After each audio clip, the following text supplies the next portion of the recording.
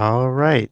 It is Sunday, the 10th of October, 2021. This is the Sunday stream.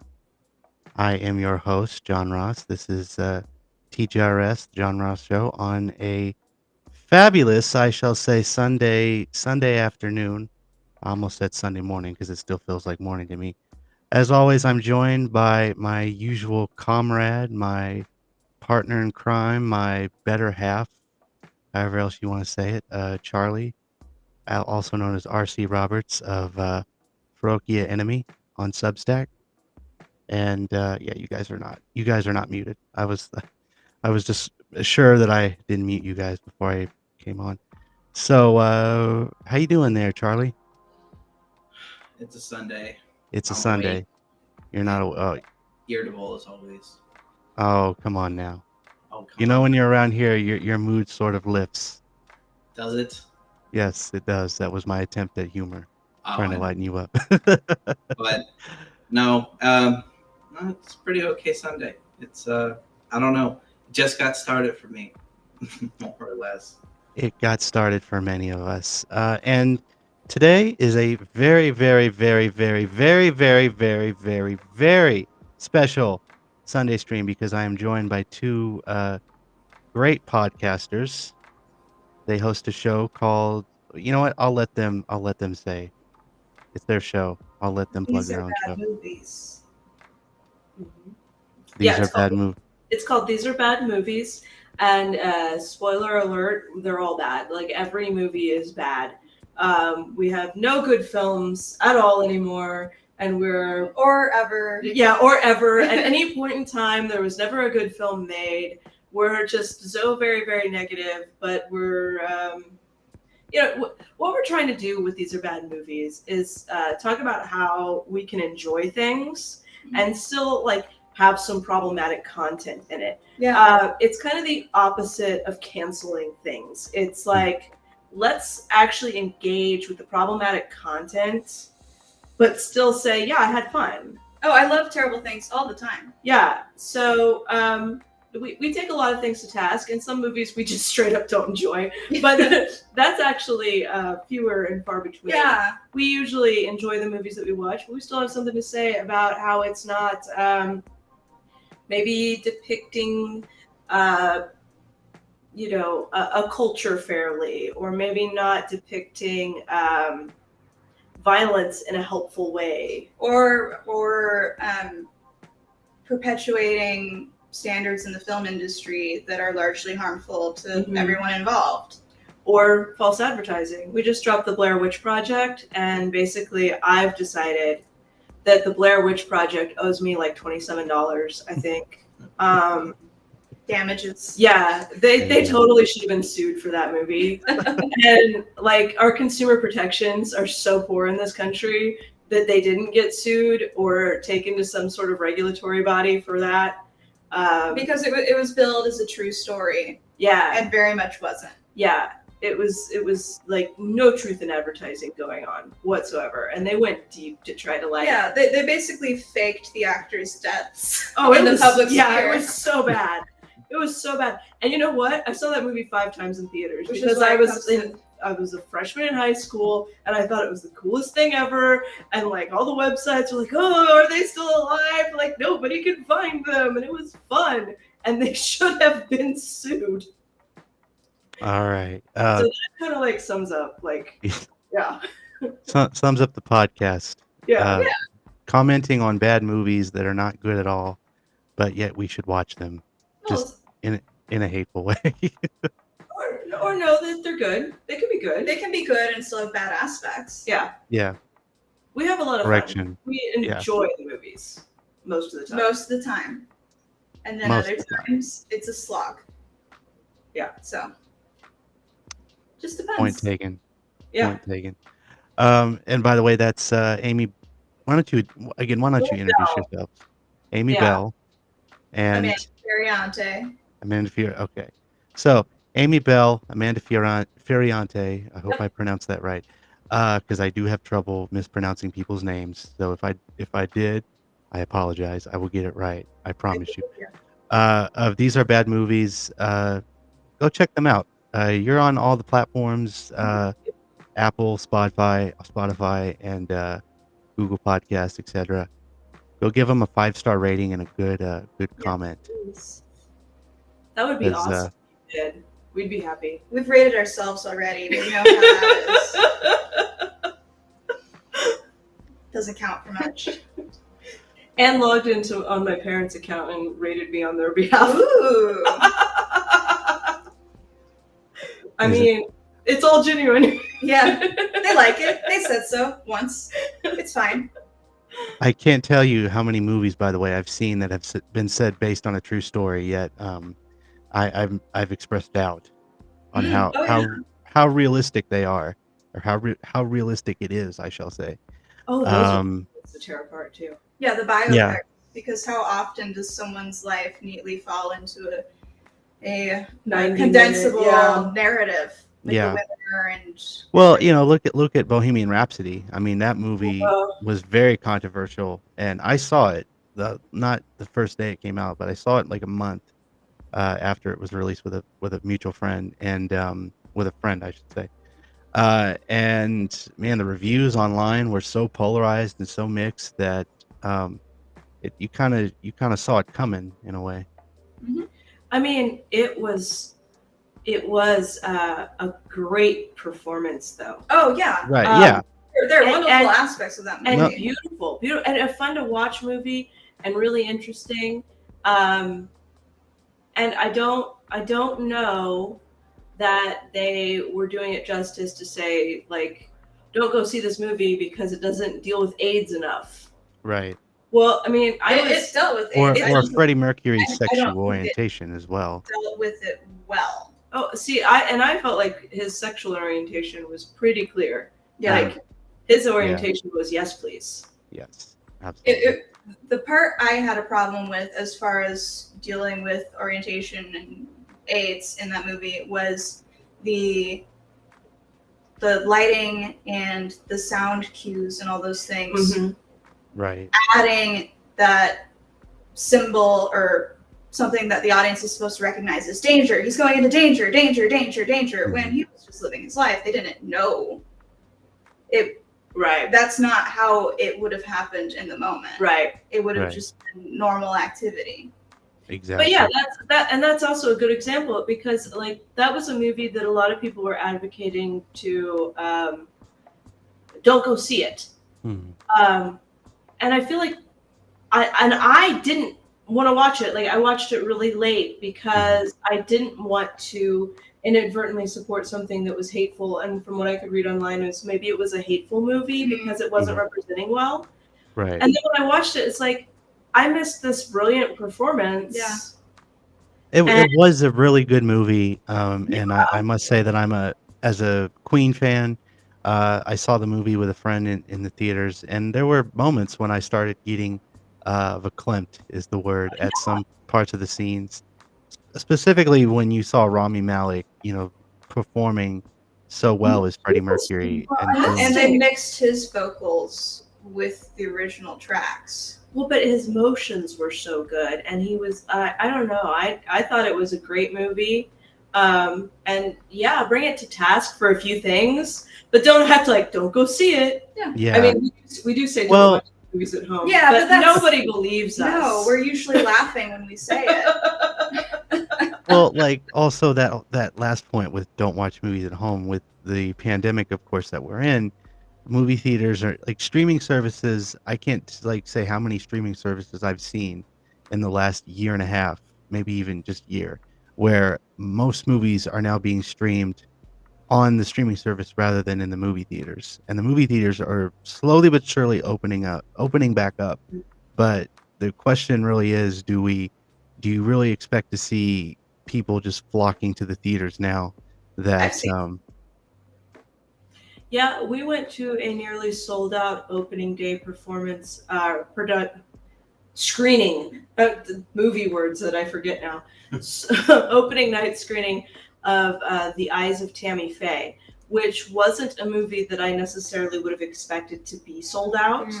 but we actually weren't able to get to the showing that we originally wanted to go to Mhm. because it was sold out.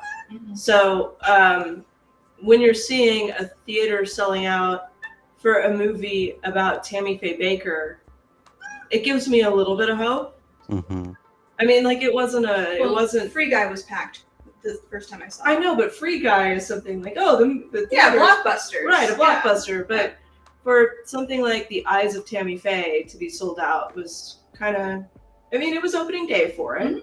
but that was still kind of promising. And it was a smaller theater, but still. Right. Just to be clear, we see a cat in the background, which is nice. Gotta have them. Yeah, you guys are lucky that I haven't any pets, and unfortunately, one of my neighbors probably broke that by having a dog in the house in their apartment. So Good for them. good for them, yeah. Good dog. But yeah, I mean, like real quickly, back to Bohemian Rhapsody. There was a point I wanted to make about the movie, and of course, I'm not going to refer the director by name because he was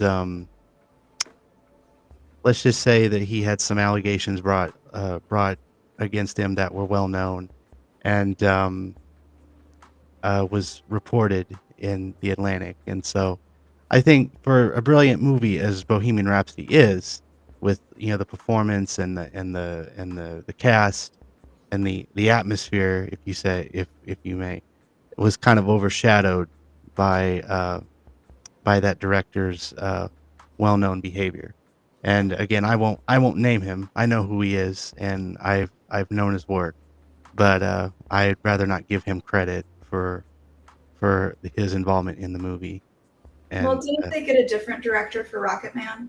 yes, they did. The director that replaced the director on Bohemian Rhapsody went on to direct Rocket Man. I can name him. His name is Dexter Fletcher. Yeah. So, and we'll also say Rocket Man was also great as well. I like that movie. It was more of like a biopic slash musical. It was Well, really that's what- really good. That's what Bohemian Rhapsody was, but Rocket Man at least has the advantage of Elton John still being alive. Yeah, very much. Well, and talking about directors' bad behavior, that's something we like to address a lot. Mm-hmm. And when people talk about cancel culture, and people losing their jobs over Yeah. their behavior, when you're talking about the director of a movie or the executive producer of a movie, they are in contact and have power over a lot of working people. Right.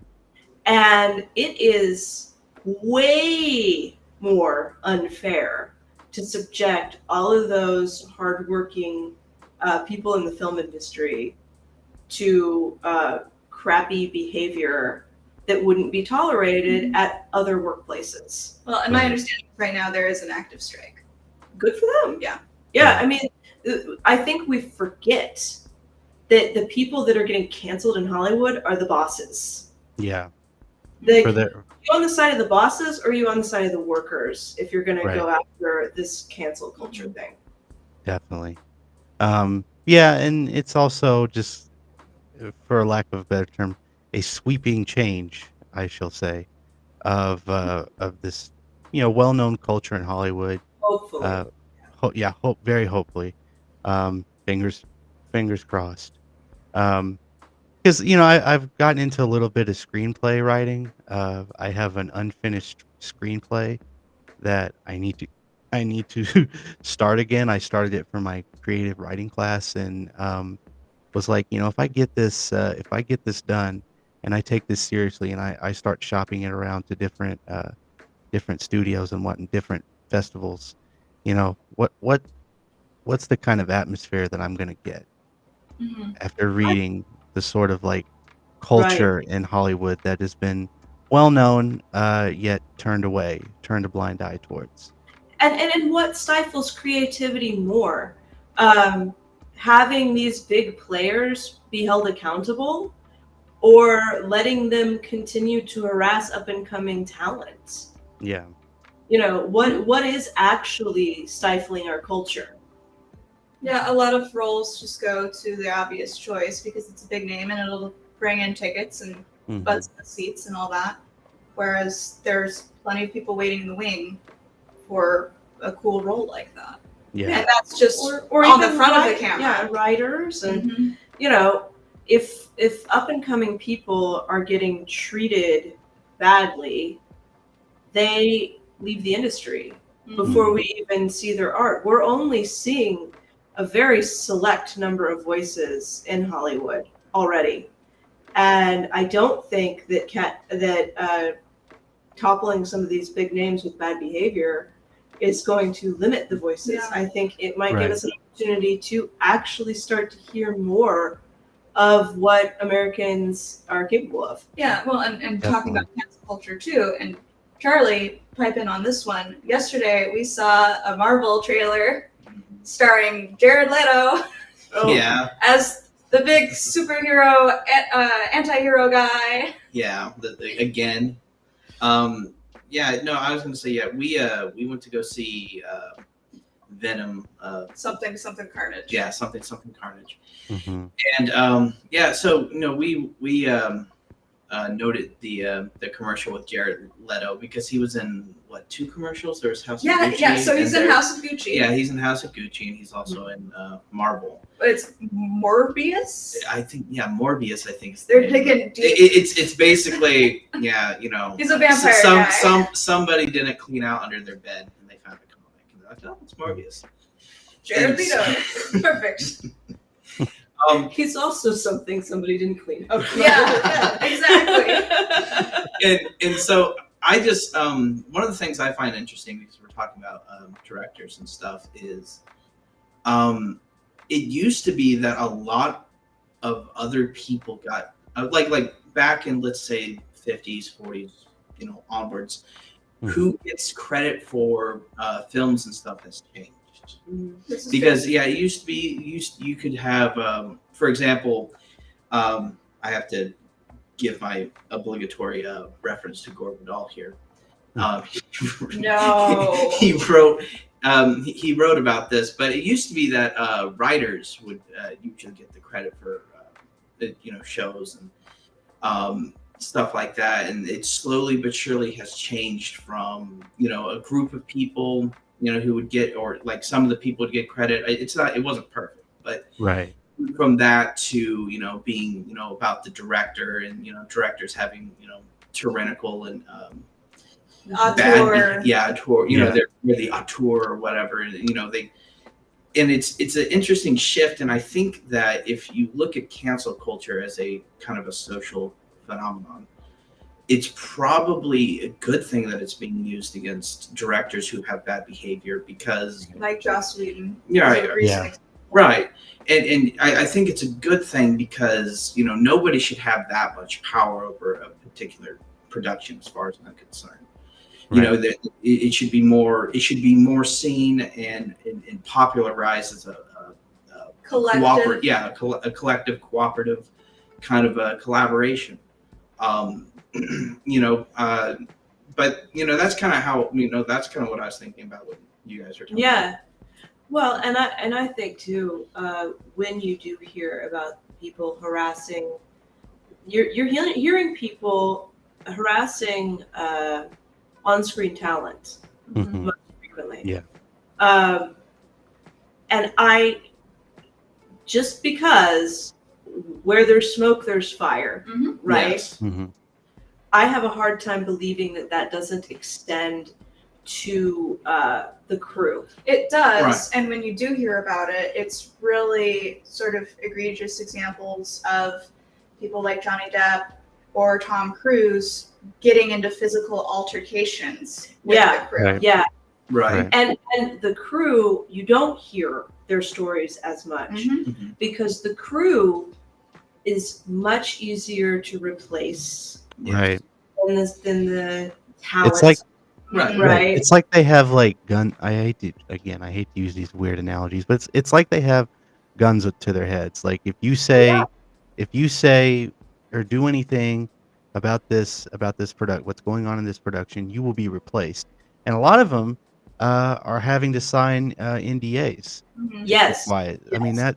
that's Well, a Industry re- that's built on networking and who you know. right. Right. It's My well uncle, prevalent in Hollywood. my So uncle went to film school in LA, Mm. and tried to break into the industry. And he wound up back in Kansas City selling cars. Because it didn't matter, according to him, and it sounds about right, it didn't really matter how you did in school.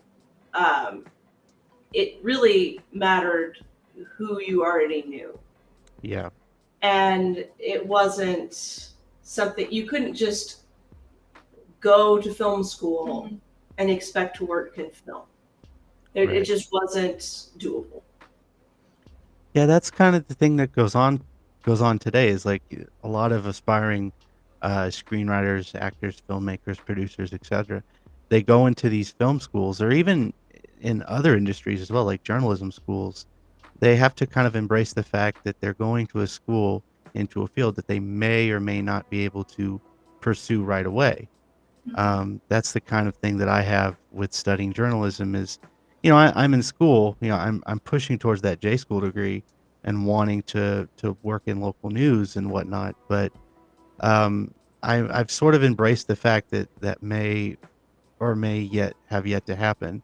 So I've looked at other avenues for in the broadcasting world and realized that this format here, the podcasting, the streaming, the radio stuff, has led me to go this route. So, in a sense, I'm starting my career, but in a more different path than I initially planned. And so, I think that's the kind of thing that I would say, or anybody would say, about uh, people who are aspiring to go in different fields, is that you're probably going to have to choose a different route to do it if you still want to do it. If you're Or not as if you're not born into a family that already has the connections for you, and that's right, something that we don't talk enough about.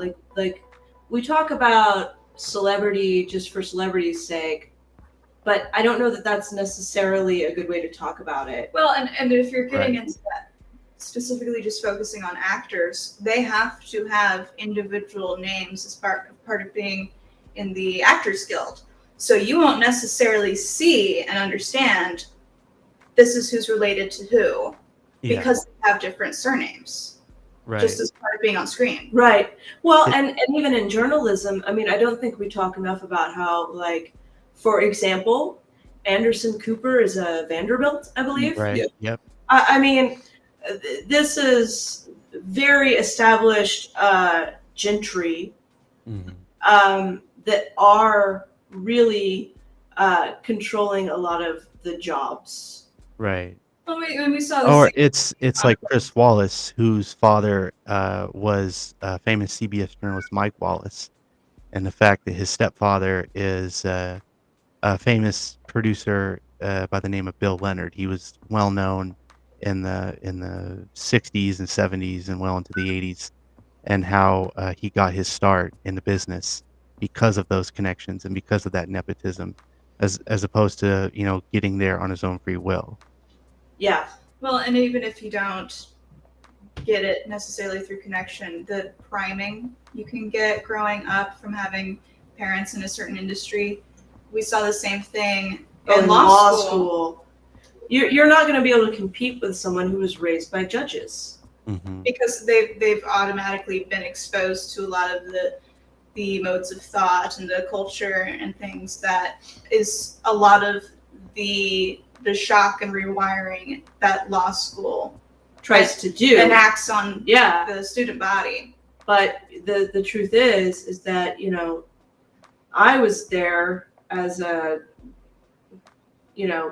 older student with a kid, and there were some other older students with kids there, but like one of them lived in a nearly $1 million house before going to law school. Right. I mean, there is just, it's not even footing. Yeah. It is. Well, No industry is, I don't think. Yeah. well, I was going to add that it kind of shows the connection between culture and economics, because more or less the economy in the United States is ossified. It's it's definitely ossified. We have our own, sort of economic oligarchy with families. Yeah, and the way I see it is that kind of affects things like in Hollywood. Like a lot of people, when they criticize Hollywood, one of the things they talk about nowadays is kind of this sort of a nostalgia loop where you're either remaking movies or you're kind of making this, like in Marvel's The case. same exact thing. Yeah. Yeah, and so for me, I kind of see that as connected to what Amy and Amanda were talking about, where there's the economy and your ability to move into different fields being hindered by who you know, where you're born. It's definitely ossified and rigged for people who have been born into that. And so oftentimes you get people who defend capitalism and they talk about innovation and people's talents and having the freedom to do whatever. And it's like, well, you don't have that. It doesn't matter how talented you are as a journalist or a lawyer or somebody. It's even getting to the getting to the point in Hollywood where writers are almost as expendable as the crew, almost, not quite.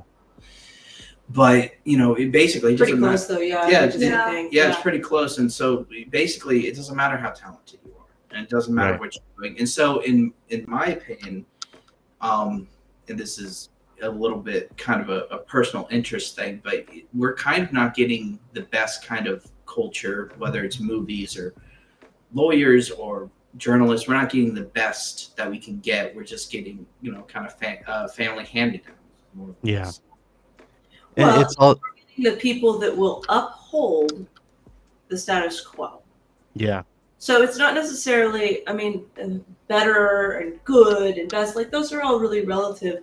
We're getting the best people to uphold the status quo. Yeah. That's what we're getting. And there's a lot of people who keep raising flags about all these things that need to change in society. And that cannot change when all of our institutions are designed to pick the best at upholding the status quo. Okay.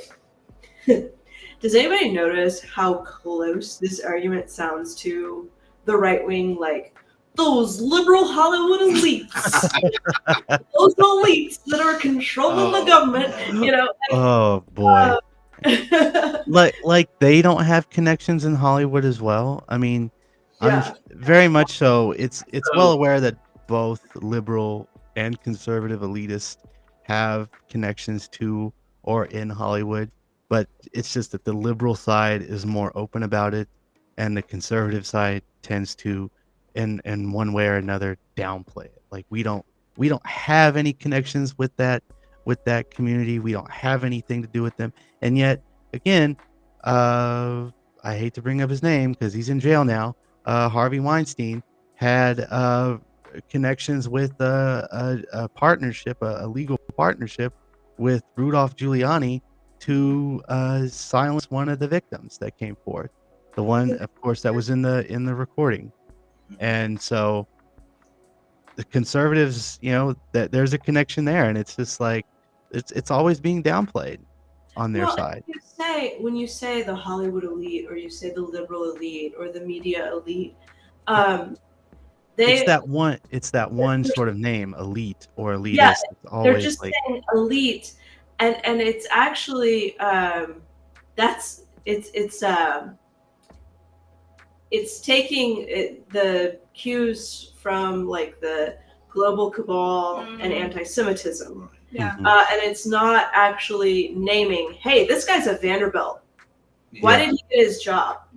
Why are we pretending like you hired the best candidate when you hired someone who had connections? Like, instead of actually identifying the nepotism that is perpetuating the system, they're just crying about, like, it's not a secret club. It's out there. Yeah. It could be reported on, but our, media has chosen not to. Like, it's not a secret. We're just not having the conversation.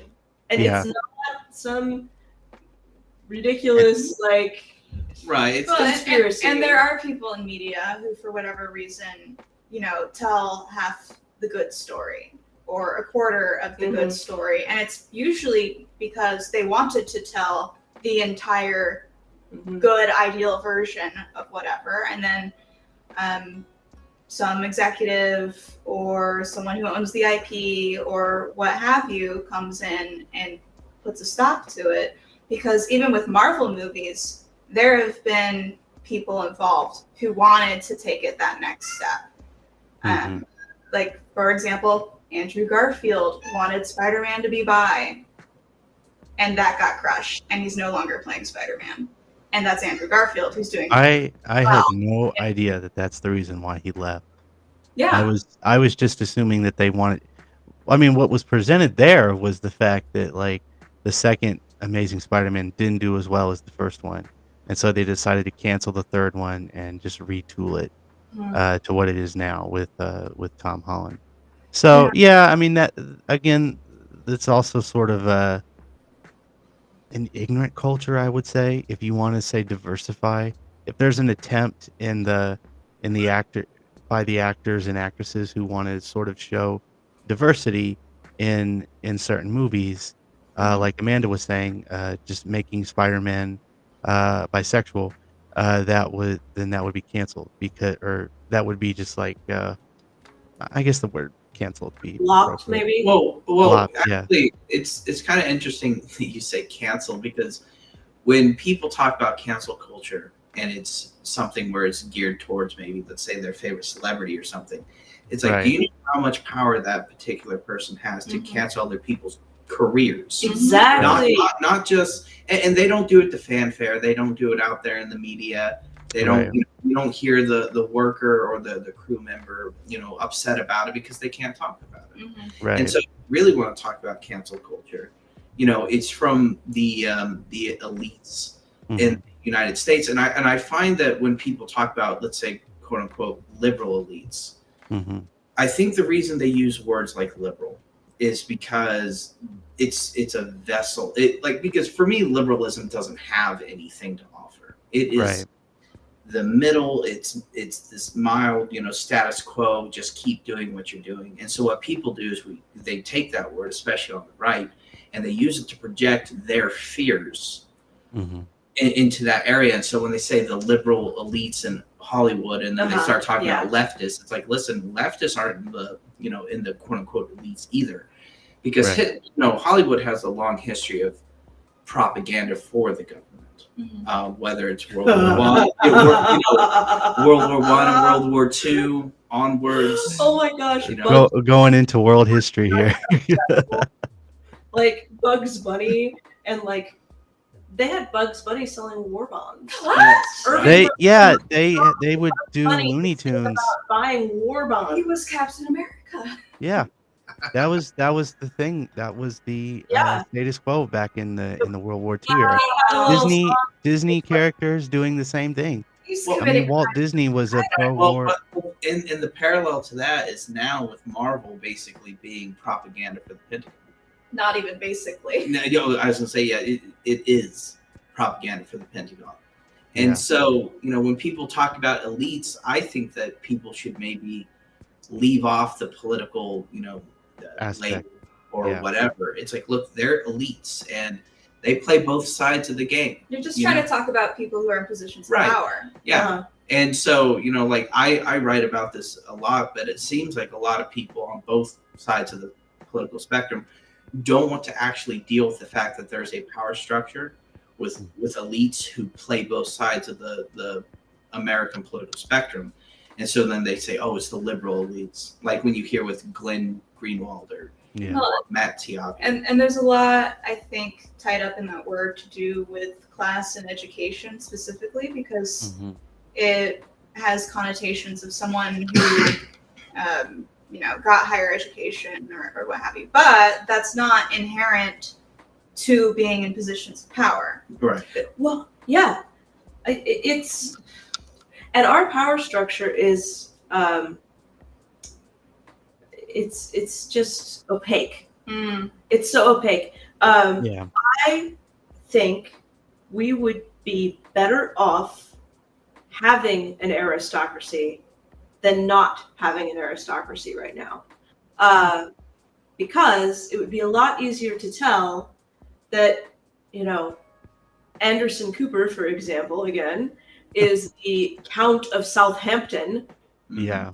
right? Right. Count Cooper, right? Rather Exactly. than having to Have- go No matter public how many records to find times, things of Vanderbilt. You know what I'm saying? Or like the way he pretends he's like, oh, I'm just this regular guy, Yeah. whatever. yeah, that's the other point I was going to You try to can't make was pretend that you're a regular guy if people have to Right. call you Count. Yeah, and he yeah, he he'd been he trying to does. downplay that side of his Mhm. family for years. Yeah, I mean, he would be like, I went for years when I was at CNN talking about my mom without actually acknowledging who she was, meaning Gloria Vanderbilt. Right. And when it was brought up to him about 7 years ago, he was like, "Oh, but it has no reality in my life, and I'm more connected well, to the Cooper side. Like my father's family was more, uh, uh, you know, a poor. They Less grew up in or Well, they less. grew up in Mississippi. Yeah, they're poor, and it's like I read about. I read his memoir some years that he wrote some years ago, where he he would talk about that side of his family, and it was just like, this was back when I had a little more respect for him. I don't as much now, or I just don't watch CNN as much as I used to when I was much, much, much, much younger. Um, but again, it's nepotism. It's having those connections. It's kind of the same way with Cuomo. I mean, with Chris Cuomo, and whose brother is now the former governor. Right. Yeah. Yeah. And You have two brothers, one in the political realm and one in the media. In right, media. and it's like as far as like Chris Cuomo, he attempted he attempted to for like months after all the allegations against his brother came out to not say anything. Yet Mhm. he was like seepingly kind of referring to it in little tiny bits until the whole scandal with Andrew Cuomo blew up into this big sized how do you say it, Scandal. gargantuan, yeah, scandal. I was gonna say gargantuan proportions, but and then he had to address it, and it's like, you have never sat down with your brother, like one on one or face to face, whether in person or virtually, and actually talked about this. I'm sure you have. You're just not willing to admit it. And now with himself, in recent weeks, he's been not brought down, but there's been harassment allegations brought by Chris Cuomo when he was at ABC News, by a well-known producer Yeah. that worked for him. Well, And she's been saying, sorry, let me yeah. she's been saying, I don't want him to lose his job because, he's it's like, again, I could be going rambling on here, but if you get what I'm saying, but RC, or not, sorry, Charlie. Well, the only thing I was going to add to this is that I think over the last 2 days, Anderson Cooper has been getting praise because he said, "Well, I'm not going to take my inheritance." No, Wait. he's not going to give it to his Oh, kid. yeah. I'm sorry. Well, no, you're right. yeah. You're right. He's not going to give it to his kid. Yeah. It's like, No, it's like He's been saying that for years as I well. get it. The last time I heard him say that was on Howard Stern back in 2013, saying that his mother had told him when he was very young, when he was a student at Yale, that there is no inheritance, that he will not be receiving any inheritance. His mother would pay for his college. Yeah. Yeah, right. And I was gonna say he's making lots of money as a media talking head. So he's like, "Oh, I'm not going to give my son the inheritance." It's like, okay, that's not noble. That's Yeah. nothing. That's Yeah. literally nothing. How much you want to bet that's actually just a tax dodge? Yeah. That's going to be the Cooper family. I wouldn't bet my money family. on it, by the To way. pick their pet charity to influence politics even further, to put a huge injection of money into something that will actually benefit their family more than having to pay inheritance tax. Yeah, Right. Like take care of your children. Like you should actually be yeah. like your family should be a unit, work together, let your children have the fruits of your labor without complete undue advantage. Yeah. Like, tax the inheritance. Well, Tax the inheritance heavily. It was there so that we didn't have an aristocracy, and we have failed at that. if you just Right. give your money to whoever is in your family while you're alive, It's not an inheritance. yeah, Yeah, exactly. just do it before you die. Yeah, yeah. I mean, and I wouldn't bet my money on the fact that it would be a tax and what do you say, a tax dodge for Yeah. Anderson Cooper to to give his son his Everything money he when he needs to make all the money he could ever possibly want before any inheritance even comes into the picture. right. And by that time, the kid's going to be established well enough that what would have been an inheritance is going to be some sort of policy influence boost that will help the family in the long run. Right. And I don't, I think if people had inheritance and an economy where there were other factors that made things equal, then it would not matter. Exactly. But- yeah, I'm but all we- for taking care of your children. Right, exactly. Yeah. And so that's the thing. So some people come after people who want to tax inheritance, and they're like, oh, they just don't want their children to have whatever. It's like, no, I just am tired of seeing completely unqualified people, get Or qualified people. Well- For example, like Rob Lowe was bitching and moaning about Bernie Sanders. This was like 4 years ago, raising his taxes, and actually said it on Twitter. And I was like, you know what, you are a has-been 80s elitist actor, using the phrase elitist Picture again. him in is that like yogurt commercial. Atkins. Yeah. Atkins diet, like he likes his Atkins bars. Yeah. Like he's bitching and moaning about getting his taxes raised by a socialist candidate for president. And it's like, you make more money than you ever have when you act. And to be quite honest, I haven't seen him act in anything worth watching in the last 5 years or so. Mostly he's been doing reality shows trying to find Bigfoot. well, he wasn't Parks and Rec. No, Oh, more Yeah, aside from Parks and Rec, aside It from was The West really Wing, aside from huge all that stuff. take on legal dramas, actually. Oh, I remember what you're I talking can't about. remember the name Yeah, of I it, can't but remember it was- the name. and it had the Brothers kid and Sisters, I from think is what it was Right. called. I think he's also in a British show, police about police or something. I don't remember exactly, but yeah, I was gonna say, if you're an actor and you can basically kind of just coast off this system where you're making either bad TV shows or Bad acting movies, a little no bit pun possible. intended. Well, you can pay for commercials. Yeah, and I mean, that's why I was saying that I think if there wasn't a system that just allowed for people to consolidate both money and power, that people wouldn't care about inheritance. They'd be like, yeah, you should give money to kids, but Yeah, that's actually pretty easy. You fix the higher education system. Yeah. College is The lower free. education system. We Thumbs need up on that. I'll say we that. need Free free- college. as well. What percentage of the population gets into elite universities? Because the elite universities are becoming more exclusive every year, whereas in other countries they have top universities, but the class sizes are huge. I mean, they keep Right. expanding the campus so that it's still like, the best 10% of the country are going to make it here. Right.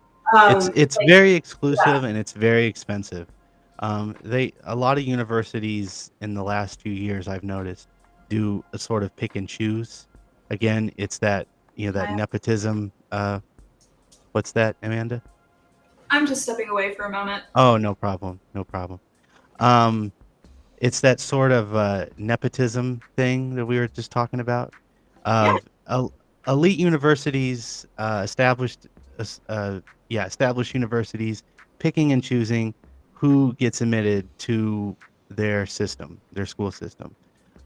We saw it recently in Hollywood with the college admission scandal. You've got Lori Loughlin and what's her name, Felicity Huffman. Oh yeah, and they get like a couple months in jail, and everybody was Yeah. about how awful that was. And I mean, you had a mother in Texas that got sentenced to 5 years for lying about her address to get her kid into an elementary school that was better. Yeah, definitely. I And, mean, and we see homeless even. So the lie was just like picking an address. it. Right. You see the balance beam is that they'll if it's this like established person, this well-known actor, actress, whatever you want to call it, they get off scot-free, but the average Joe on the street who does something not even as how do you say it? Not even as I can't even pronounce my Meagerly. words. Meagerly. Thanks, Charlie. Uh like bad or not even that bad. They get the harsher punishment. So it's like Yeah, it's a corrupt system. It's a hypocritical system, and I see right through it, and I'm disgusted with it as you guys are, and it's it's not good. Like yeah, seriously, not good. And no matter how much time we talk about it, no matter how much we protest and change, I mean, we can still do it. We can still protest. We can still talk about it. We can still bitch and moan and do what we're doing now. But it's like these Hollywood elitists, these HW people, these BS people. I'm using initials here. Are still gonna get. They're still gonna have connections or business or connections to or connections with power, and they're gonna be able to get off scot free. yep. Look what happened to Bill Cosby. Uh, I mean, oh my God. He Yeah. hid behind that whole damn Cliff Huxtable character for years. Years. And it took 5 years for after many proven believable allegations, after many interviews, after many victims coming forward, he gets what would appear to be a 6 to 10 year sentence in jail. Not a big sentence, mind you. And still he was able to get out scot free, okay, more or less. I do like not wanting to defend Bill Cosby, but he got off on prosecutorial misconduct. Mhm. And I actually think that we need to let more people free on prosecutorial misconduct because it is the only mechanism we have to keep our Justice Department in check. Agreed. Yeah, so I would use that for people that order, but I believe that his release was the proper thing to happen. but Because we if the although prosecutor that we is go held ahead. accountable, then the entire system just does not work in a way that benefits our society. Yeah, Mhm. because prosecutors, that is a group of people that has way more power and influence than they should. Yeah. Mhm. Way more. Funding. And Cosby leeway. himself Mhm. has so much influence and power. I know it's a shame that it panned out the way it did. But if prosecutors need to be held to the fire at every opportunity, Yeah. and it overall benefits us to let them take this embarrassment and loss. Well, and imagine if they're doing misconduct, if they're flaunting the rules for the big fish. On something this public. What are they doing for the they small know that fry? they're watching this trial. Yeah. And they mess it up that bad. Yeah. Yeah. What's happening on the ones that no one's watching? Why is that something that they felt okay doing? Is it just their norm? That how they approach every situation? Yep, definitely. I used to work. There with is just prosecutors. there is such a deep well of problems that can be discussed from a leftist perspective in just movies alone.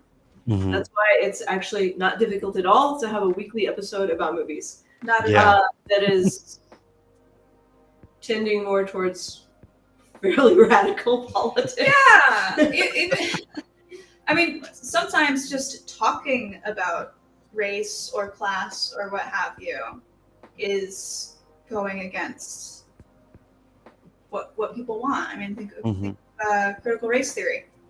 Talking about it is an issue. Just talking. Right, and there are there are various schools, at least that from what I've read, there are various schools where they're having people stand in classes now to make sure that critical race theory or communism is not Those are being conflated? yeah, they are, and to make sure that they're not being taught. Like there are even students who have parents that are instructing them to record the classes as a way Right. of ensuring. And I just it's like it's the Red Scare but bigger and with social media. They really think that their third grader is getting legal theory, like Yeah. graduate school level. Like if my kid was getting graduate school level education in the third grade, I'd be like, thank you. Because that's Yeah. the stuff that they taught us in law school. Like, Yeah. okay. Like, yeah. I didn't get that in my history classes in undergrad. Oh Right. And this is the way that the right wing uses populism, or the people, or people who maybe have a very tentative relationship to politics. This is the way they use it to kind of, get them worked up about something that's not actually an issue.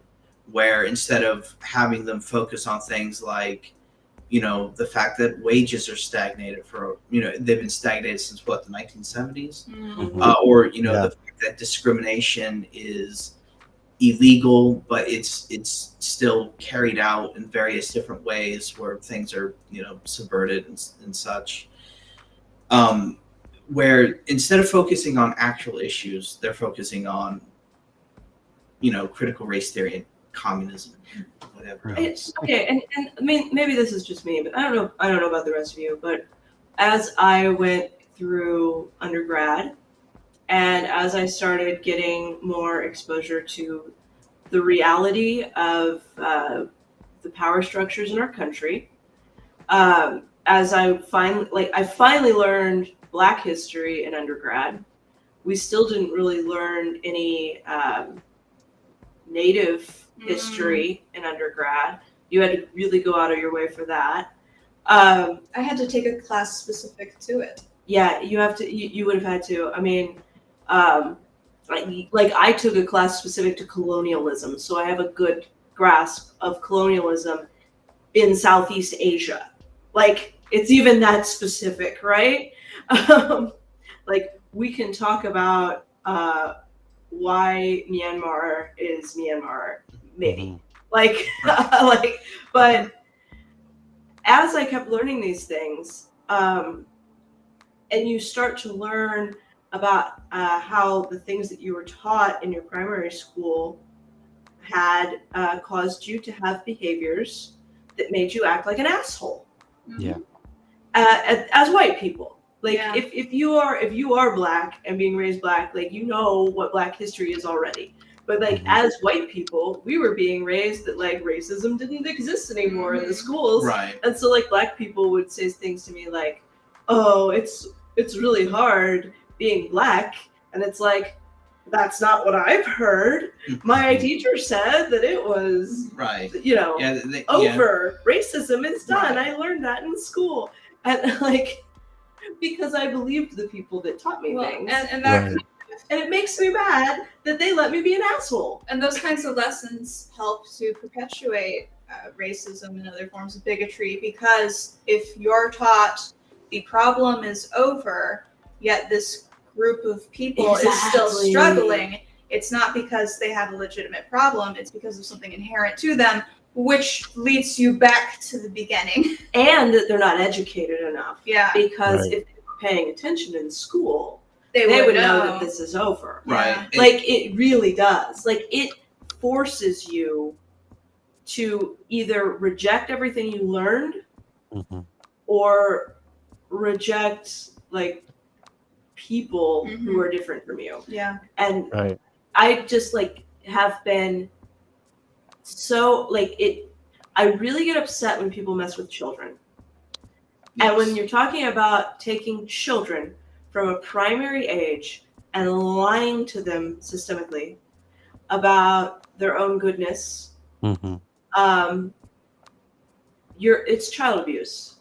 It's Definitely. child abuse to raise a white kid to think that racism is over because it's forcing them to be an asshole when that might not have been their natural state of being. Like you're choosing to be an asshole for that child. And that's just how it plays out for the white kid. Right. Exactly. Yeah. And that's what I mean. Yeah. And also what's interesting about this is this comes full circle to our discussion about power structures, because increasingly, as far as I know, I'm not a teacher, so I can't necessarily speak on this from experience, but they're given curriculums that they're supposed to teach. Mm-hmm. So it's not like, the teacher's sitting there kind of in, bad faith saying, well, this is what this is.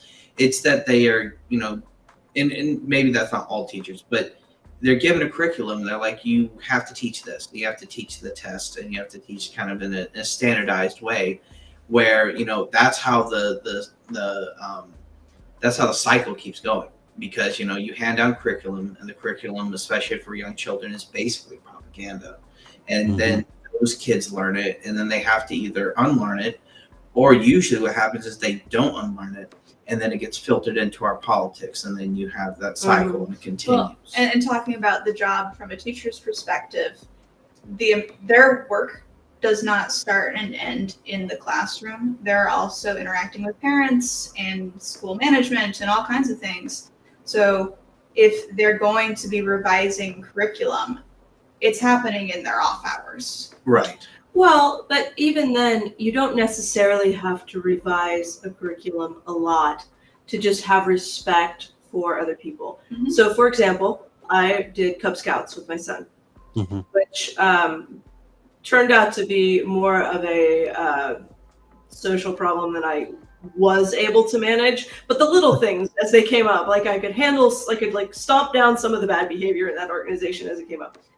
As a former Cub Scout, I can assure you that everything that you've ever heard, some things, not all, are factually accurate, I shall say. Oh, it is such a culturally backwards organization. And I was really trying hard because the idea of like doing activities and learning things and getting badges is such a great thing for kids, like goal oriented. It's very nice. So we had like first graders and we're working through their little, I don't know, they have belt loops or something. Yeah.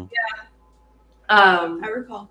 And they, like one of the things was that the kids were supposed to have a talking stick, and they were supposed to make totems, and they were clearly trying to like be, we're an Indian tribe and that language is bad because that's the bad Boy Scout language.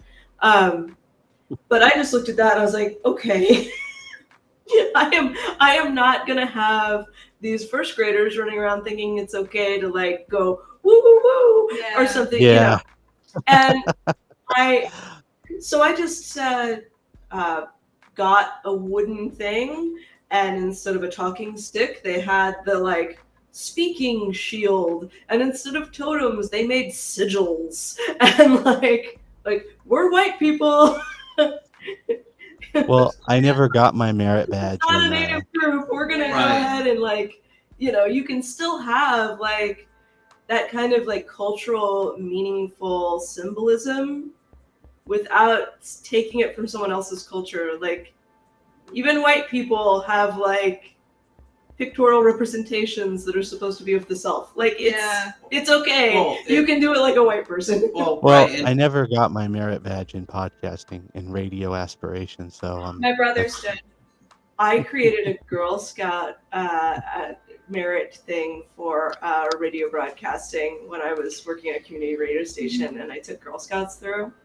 It was fantastic. Girl Scouts are a completely different organization. It is than Boy very Scouts. different. right. Yeah, my sister and myself were scouts of our respectively scouts in our groups, and I can't say how the experience was for her, but for me it was more of, hey, we're also this religious thing, this religious part of the cult, having to like pray to God and whatnot. And that for me that was like really disillusioned. I knew right then and there that this wasn't something that I was going to be interested in any longer. So I lost the passion, so to speak, at a young age. Well, I was going to say I was in Boy Scouts. I was more or less forced to be an Eagle Scout. I didn't want to. You were an Eagle Scout? Unfortunately, You're part of the nest. I don't want to be a part of The nest. Eagle's nest. You can kick yourself out of the nest, even though they probably want you back in. Well, You I've, can't however, not be an Eagle forced- Scout once you're an Eagle Scout. right? That's your Yeah, life. yeah. That's a well, it's- here's the thing. it's I an annoying actually went thing. against all of that and forcibly removed myself. I got a lot of backlash for it, but I'm Well- almost 30, and I say, hey, F that. It was worth it. Well, either way, I was This put through changes it. so much in my. I want to know what your project was. Yeah, I do too.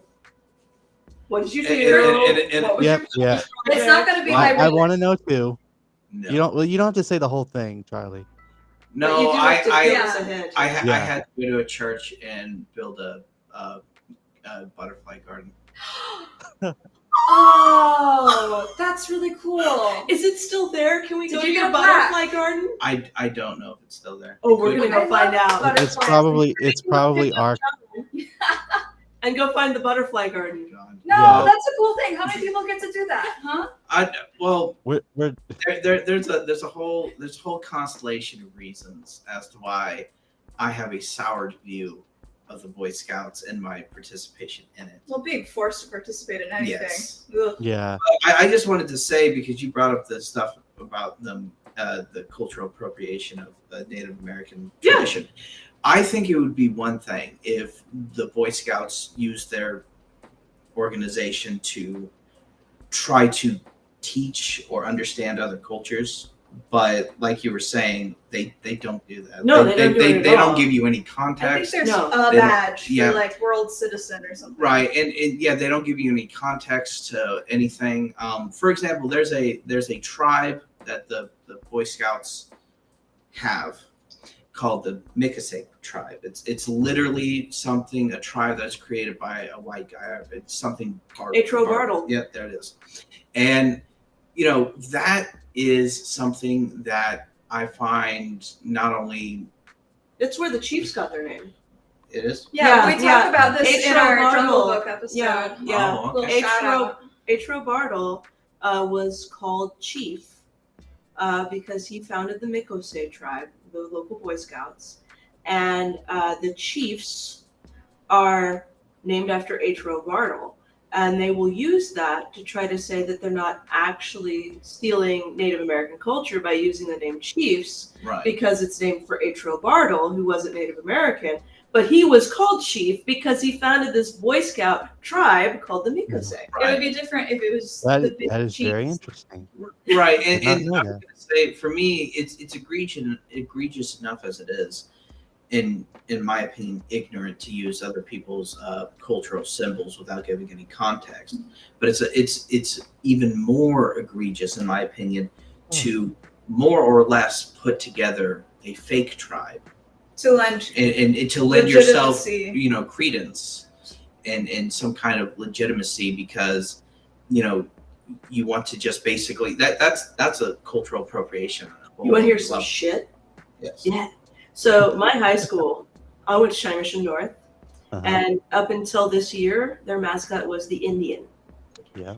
And when I started at China Mission North as a freshman, they went through this whole process of explaining why you needed to be really respectful of the Indian mascot, and how it was important to respect Native American culture, and that we used this as with permission, and that even the uniforms, like the mascot uniforms, were taken and cleaned by a tribe to be given respect. The tribe was the frickin' Miccosay. Mhm. God. So like the tribe that they were checking in with was the frickin' Miccosay. Yeah. They had gotten permission to be the Indians from the Shawnee tribe Right. years ago. Mhm. And that tribe rescinded the permission several years back. But they were continuing to say that they had tribal permission because, again, the tribe was the Mikosei. Right. Interesting. Like really how messed up is that? The tribe very messed up. into the mascot uniforms was the Mikosei, which is a Wow. Boy Scout troop. Yeah. which is a Right. bunch of white people gallivanting in the woods. Mhm. With bows and arrows, Mm-hmm. killing each other. Yeah, well, More or they have a dance that they do. What? Yep. Yeah, they have a whole dance, a whole ceremony. Mm-hmm. Unfortunately, I was part of that again. I know, of course you were. Well, I didn't want to be. It was a ridiculous thing to be a And part of. this is what I'm talking about. I grew up Man, in you were We didn't man, Charlie. Yeah, no, the Boy Scouts appropriate Native culture No, all over. I know, Like, I in know. Kansas City, it's worse. Right. Yeah. And it's definitely I find that kind of cultural appropriation even more ridiculous in the sense that they also have a very, very religious overtone Mm-hmm. with it. Mhm. And there's I see religion from a cultural perspective. I'm not a new atheist because I'm not an idiot. So, but I am an atheist, and so being a part of a organization that is overtly religious to the point where you are forced to be in religious ceremonies, and on top of that, having a cultural appropriation Mm-hmm. that has no context. You're not learning anything. You're not figuring anything out.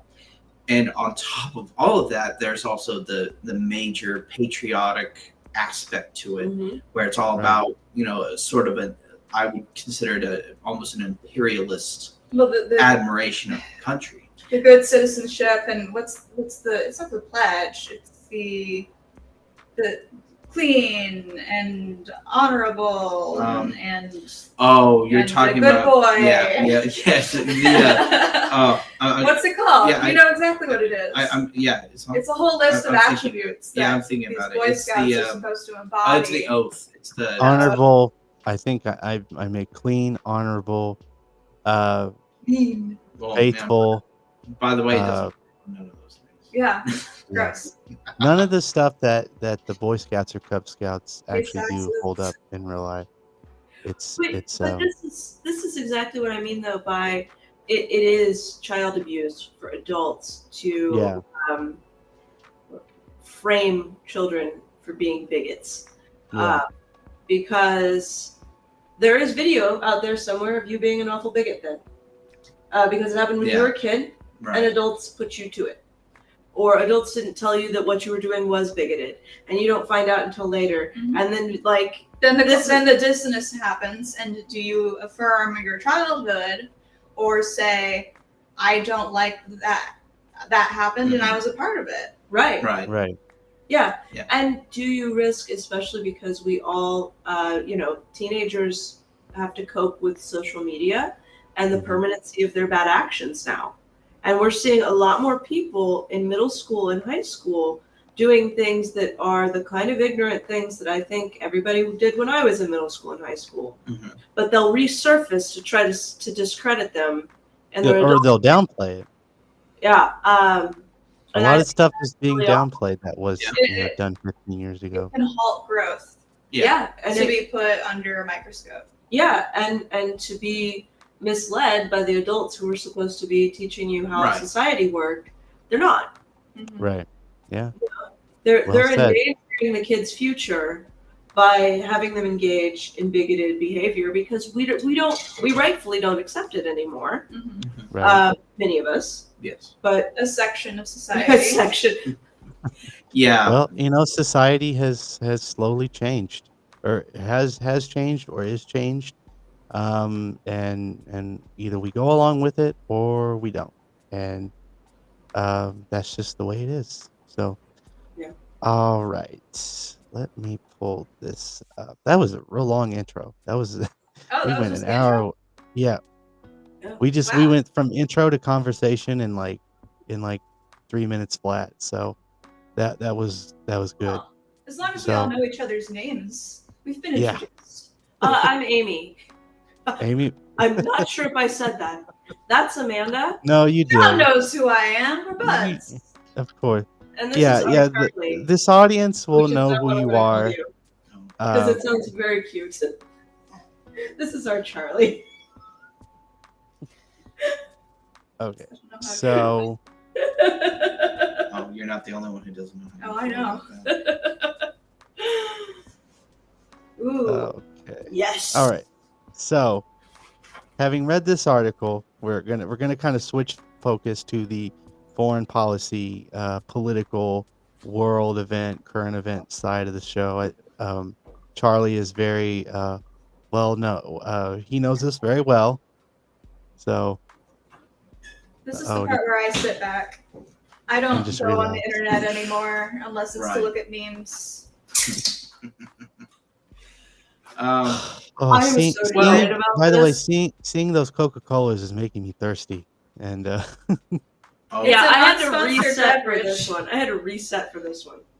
oh I was gonna say it's obviously product placement. No. No, Yeah. no, I'm kidding. But I was gonna say first off, I thought you could maybe for the audience give a little context as that because you shared this article with me, and we were Right. talking about kind of the what you thought of it, off podcast, Off camera. the importance of it, and just for the audience maybe give a little. Okay. So I hope I say it well because I might sound a little muddled because I managed to take some notes but not very good notes, so I apologize in advance. But Charlie actually kind of shared this article on social media, and it got me thinking about sort of the end of Afghanistan and the rise of the Taliban kind of coming back up to power after 20 years. And this kind of relates to the fact that how we've been in war in Afghanistan and Iraq for, I guess, equally more than 20 years. And the sort of pulling out of of Iraq in 2014 led to the rise of ISIS or ISIL, however you want to say it, and this new group that's forming ISIS-K that's in Afghanistan. And this regime that's popping up, and how it'll affect us in the long term as far as foreign relations in the United States. Very, very. How should it? Like that's Yeah. different questions. Well, Again, it was kind of muddled. it's- If I can rephrase my. no, it's all. No. She's just pointing out that there's a lot to discuss. Yeah, Yeah. because how it's going to affect us versus how it should affect us, to me, Yeah. are very different things. Right. Well, let's try to break it down, and keep it as short as possible because, having had the conversation that we just had, I'm kind of having a change of heart on my own show about covering this topic. But since I've already written it down in the But we just love itinerary, to talk. So yeah. if you let us talk, we'll keep going. I think. Or- Sorry, go ahead. No, you go ahead. Okay. Go right ahead. I was just going to start off the conversation by saying that probably the best way to approach this first is through a kind of a historical perspective, because our meddling in the Middle East came after the meddling of European powers in the Middle East, Right. and so I guess it depends on how you define our. well, I mean, Who's us? Yeah, who's us? Who are we? Because us Yeah. could be Europe too. as Well- as- Like, I just mean like the United States. Basically, the way I'm trying to put that is this: it's not to say that we haven't had an imperial history outside of the Middle East and things we've done, because we took over various countries, Cuba, the Philippines, and so on. But I guess the specific thing I'm getting at is that when we went into the Middle East for the current war on terror, which is a war on a noun. But when we went in there, the Middle East has had to deal with Do you the do war on verbs? War on drugs. That's a noun. I know. yeah. War on War money. on War Right, and I guess my point is that when we went into the Middle East, it's almost like we were continuing sort of the imperialist interventions into the Middle East, right. and not sort of exactly that way. Because well, I was going to relate this to the fact that in World War II, when Franklin Roosevelt was talking to Churchill, he was very big on Churchill giving up the British Empire, basically so the United States could step in and kind of be the superpower, which is what we became. And so us going into the Middle East on a trumped up, war on terror, and even before that, because I guess Bill Clinton shot missiles in there to take heat off of him for his scandal, and we've been messing in there for a while. The bombings in Nairobi in Kenya that brought Mhm. terrorists like Osama bin Laden and Right. Ayman al-Zawahiri to the public American forefront for the first time. Mhm. I mean, I think the whole During thing his- is a continuous conflict between East and West, going back to like Xerxes and Leonidas. I mean, like Mhm. it's Yeah. there has Like my origin history or my perception of it, or my, how do I say it, perception, sort of what I was told was, what I've seen is like the origin history of the Soviets toppling in Afghanistan, and Osama bin Laden, who was like part of that regime to topple the Soviets in 1979, had and he came by the Americans, and he thanked what he called the atheists, the communists in America to help topple the Soviets. And he actually, there's I don't know if he's still in power today, but his name was Prince Bandar, and he said in the mid '80s, he's from roughly Afghanistan. Uh, he came to thank, or Osama bin Laden came to thank him in the '80s for helping to topple the Soviets. And this was, say, 20 some years before the 9/11 attacks. And here he was in that time, now being blamed for causing this catastrophe, this major catastrophe on American soil. And that's kind of where my uh, viewpoint was, that I was led to. And also coming from a very like conservative background as I was much younger, the lesson that I was taught, at least, and I certainly do not hold this today. Like, my views politically, socially, have evolved more and more to the left as I've gotten older. But at the time, like, what I was taught was, as far as Afghanistan, we were meant to go on that war because we had to bring down this person, this so-called terrorist, that's the word that was used, to find him and capture him or kill him, because he killed a bunch of our citizens. And I was made to believe that. Same way with Iraq. Uh, Now we know, some 15, 16, 17 years later, that Iraq, of course, had nothing to do with 9/11. we knew it. We know that from history. We knew it. We knew it. Yeah, didn't we know. knew it then, and we knew it now, and it was a bunch of bullshit. And We went into Iraq again, because they said that they had weapons of mass weapons of mass destruction, and that Osama bin Laden, or not Osama bin Laden, but Saddam Hussein, was involved in 9/11, which was, again, bullshit. Yeah, that was And always that a George, lie. Yeah, yeah, but it they did was a lie, convince it's people still a of lie. weapons of mass destruction. Exactly. And the 43rd president at the time, George Walker Bush, that is this lie.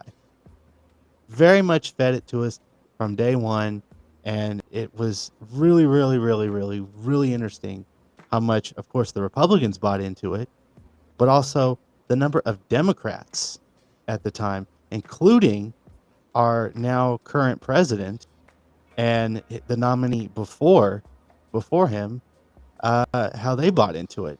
No And power. she voted.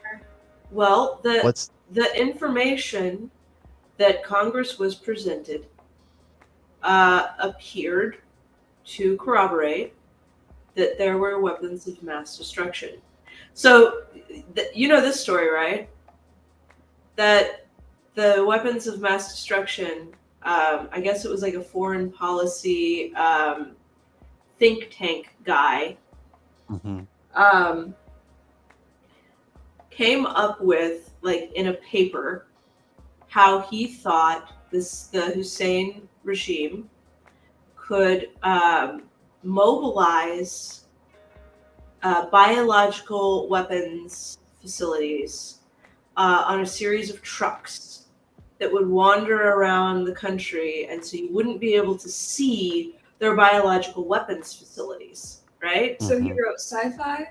So he basically wrote sci-fi, but he wrote it as a foreign policy specialist, and he theorized about this mobilized weapons of mass destruction program that could hide weapons of mass destruction from, spy satellites and Right. NATO inspectors and UN inspectors and IAEA, and then he frickin' published it. That's what we call a hypothetical. Yeah, he published Yep. it. It went public. An Iraqi guy who wanted to immigrate came forward and said, "Hey, I have witnessed Saddam Hussein's regime moving weapons around on trucks." And he goes on into all this detail, and it's this absolute comedy of errors where all of these systems still aren't communicating with each other. And he tells them that there's actually a really great play based on this. What's it called? I'm gonna have to look it up. Lay it on me. I have It's to look it up. hilarious, except it's not funny at all. Yeah. Right. Exactly. But Of course. they go about the process of confirming this guy, and they do all these things. The one thing they do not do is ever assume that this guy could have read this paper, because he just tells them what he read in this paper. Well, and I usually move weapons around on bicycles. So he came to U.S. intelligence with testimony about how this wild science fiction theory written by a foreign policy think tank man was in actuality how Saddam Hussein was hiding weapons of mass destruction. They basically started doing surveillance and saying, "Look, there's trucks. Trucks exist. There are trucks. And those trucks have biological weapons. We're pretty sure." They whipped themselves into a hysteria, and they presented all of this as fact to Congress. So, and Congress believed it. About how Congress voted at the time, I would like it to be known that maybe they did the best they could with the absolute bananas information that they were given as though it was fact. Now, not everybody voted for it, but it wasn't like they were told it was an emergency. They were told that these weapons were being mobilized. Like the lie was deep, and they made the threat sound real. And it was completely made up, at least partially, by like some dude that just wanted to immigrate. It was a lie that was bought literally by again both sides of the aisle, the political aisle. And the reason it sounded so believable is because the entire scenario was invented by a top tier analyst Right. And because he had already predicted that that's how they could be doing it, getting evidence that that's how they did it seemed like, yes, you see, I was right. This just did this whole snowball effect thing, and nobody ever stopped to think, hey, maybe Iraqis can read. Right. You know? And how many So stories do we have about people cribbing their murder and crime plots from popular fiction? Right. Like, it's easy to borrow these ideas. Yeah. right. So like that, the next question I was going to tie in, bringing it back to the movie subject of the show, was how much of all of this, like foreign policy initiative, how much of that is influential in Hollywood, would you say? And what I mean by that is like, Well, is Hollywood has. that I was going to say how does foreign policy play into movies? Well, yeah, I mean, you um, see like directors, again, tying it back to what we were talking about, like directors, screenwriters, producers, like well, the whole Hollywood system, seeing every like foreign, what's she doing? she has a lot to say. It's the friggin' Red Scare. There you go. Okay. It's the friggin' Red Scare, and it was the blacklisting of Hollywood, and it was all of that made Hollywood have to sit there and go, we have to cooperate with the government, otherwise they're going to come and Yes. spy on us at all times, because the government proved that it would actually do that. Mhm. Right. And was prosecuting Hollywood Yeah. for just being Hollywood. So they decided that they were going to overcompensate and show that they were in the pocket of the government, and they were turning each other in, and they were doing all kinds of nonsense. Mhm. And ever since then, most of Hollywood has been blatant government cooperation Yeah. and foreign Right. policy Right, propaganda. And And it's because they were afraid of communists. even removing it from that context, And that makes me squawk. you're trying to make money when you're making a Hollywood movie, and so you are courting foreign markets and governments so that you can make your money back. Right. And they're putting Right. all this like foreign, what I would call foreign policy propaganda into their screenplays. Mhm. They are even at this moment, I am really sure that there is a movie being written influenced by some international event that's going on right now. Well, and And even if it's not about making money in a quote unquote foreign market, because Hollywood is a U.S. Yeah. entity or what have Yeah, you. like we're talking about Hollywood, and there are other movie making Yes. studios that have And- influence as well, and in China and India. Foreign yeah, film, film is alive Yeah. everywhere. But with Hollywood, even if you're not worried about an outside market, if you want to film on location, Mhm. you need permits. Yeah. And permission from the local government. Mhm. Yeah, I mean, a lot of countries actually do a lot of courting because there's like the tourism industry, the movie filming industry can make them a lot of money. So there is more of an exchange there. But you just see, like, we talked about Bugs Bunny sold war bonds, Or Disney characters too right? in the 40s. I believe more, just because Disney. Yeah, Disney did Yeah. too. Oh yeah.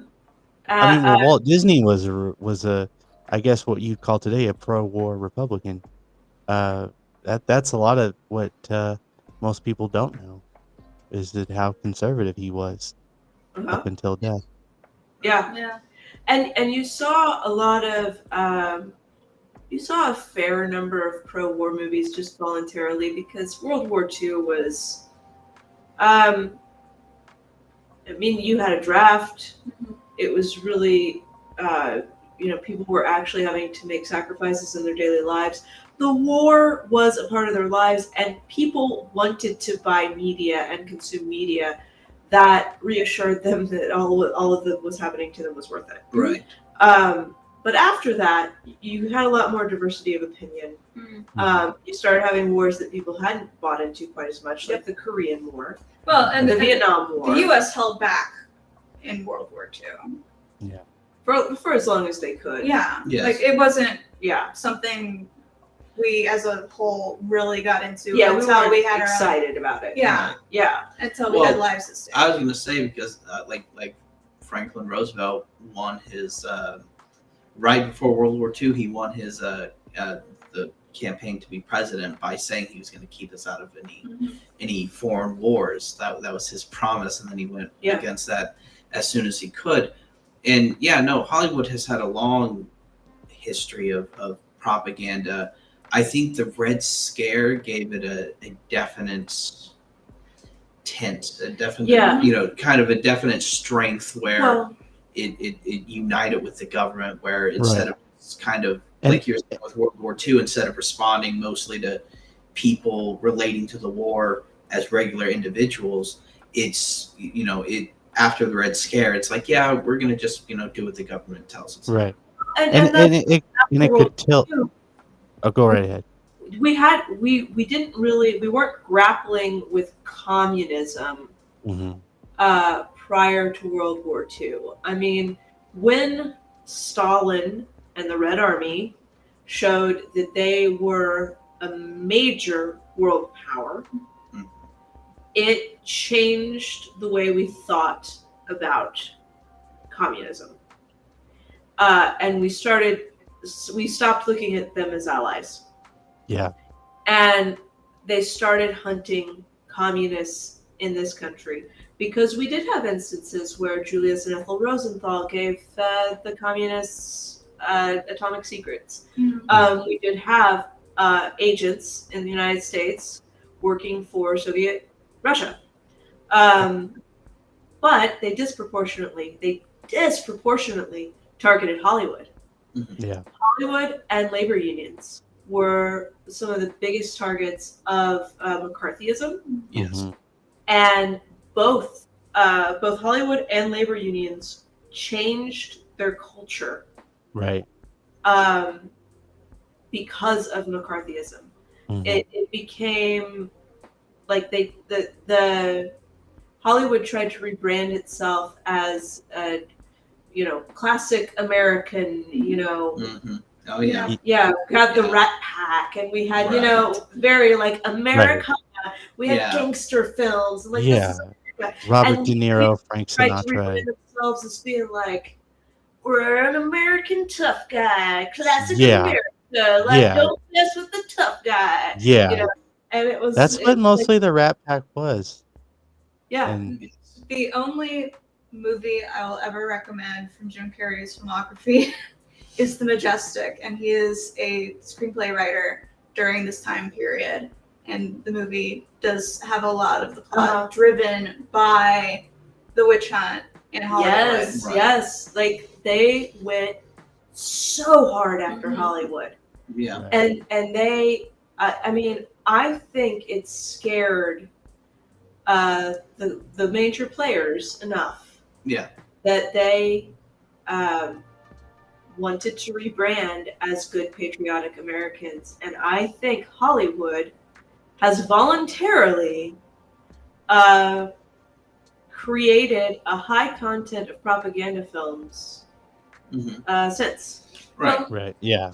I mean, superhero movies are a great example for this, because a lot of people are familiar with them and they're a big part of the market, and play so heavily into this. You know why Deadpool 1 happened the way it did with the big sword fight at the end? It's because they couldn't afford the gun effects, if I'm not mistaken, because they weren't taking money from the military. Yeah.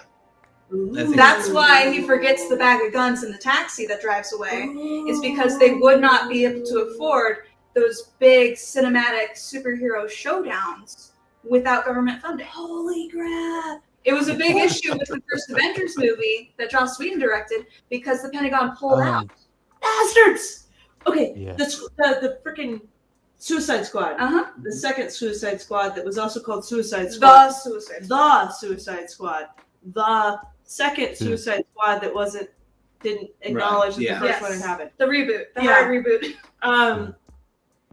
That was one of the things we talked about, how they like danced around American interference in South American elections. Yep.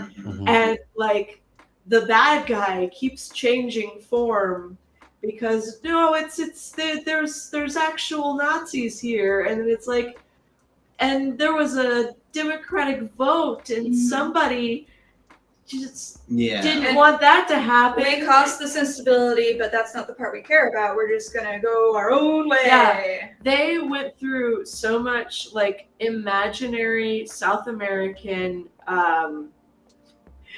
political shift, upheaval, Revolution. without mentioning like America. Yes. And it was just like, Even though the interference was the movie, it was a group Right. of American actors Yes, on yeah. foreign soil. yeah, but they never like Right. they did such gymnastics to avoid Yeah. addressing intentional American interference in South American elections. Yeah. While trying to do a movie based on some sort of interference. And in all these South people are elections. American, by the way. Yeah. It was the weirdest kind of mental gymnastics when it would have been a much more natural story to just admit, like, yeah, the United Right. States messed Right. up here. Yeah. But they went through so much mental gymnastics to not say that. Right. They talk around it. Yeah. And filmed around it. Yeah. And Definitely. that's DC, but superhero movie is still place. Yeah, and I don't even think Marvel would get that close Oh, to no. condemning No, America. No, No. because No, Marvel not really.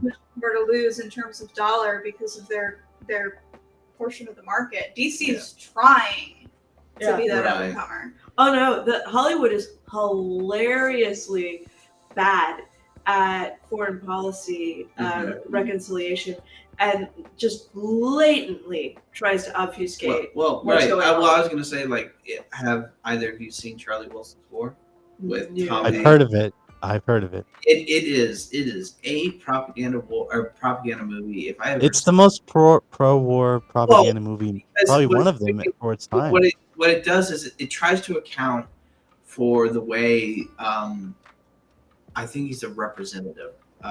Charlie Wilson basically helped orchestrate our intervention into Russia, or I'm sorry, not into Russia, into Afghanistan against the Russians, and he orchestrated this while he was under investigation for some kind of scandal.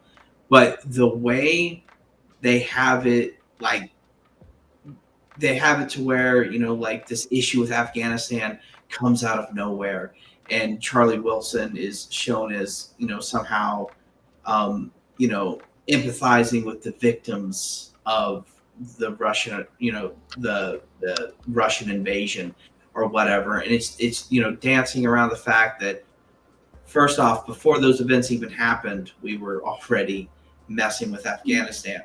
But then it tries to play a game where at the end, you know, Charlie Wilson is shown as trying to build schools and build roads, and it's like, oh, our failures in Afghanistan are all because we didn't build enough schools or hospitals or whatever. And it, you know, it's trying to soften the way we intervene, you know, we the would way we drone look at strike intervention. those buildings. Right. Exactly.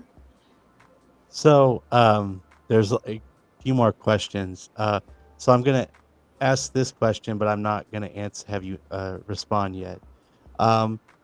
Being that you guys are a movie podcast, I must ask to Amy and Amanda, and maybe Charlie as well. I don't know if we've really talked He's about it, guested on our show. Quite a bit. but you guys are familiar with the filmmaker Kevin Smith.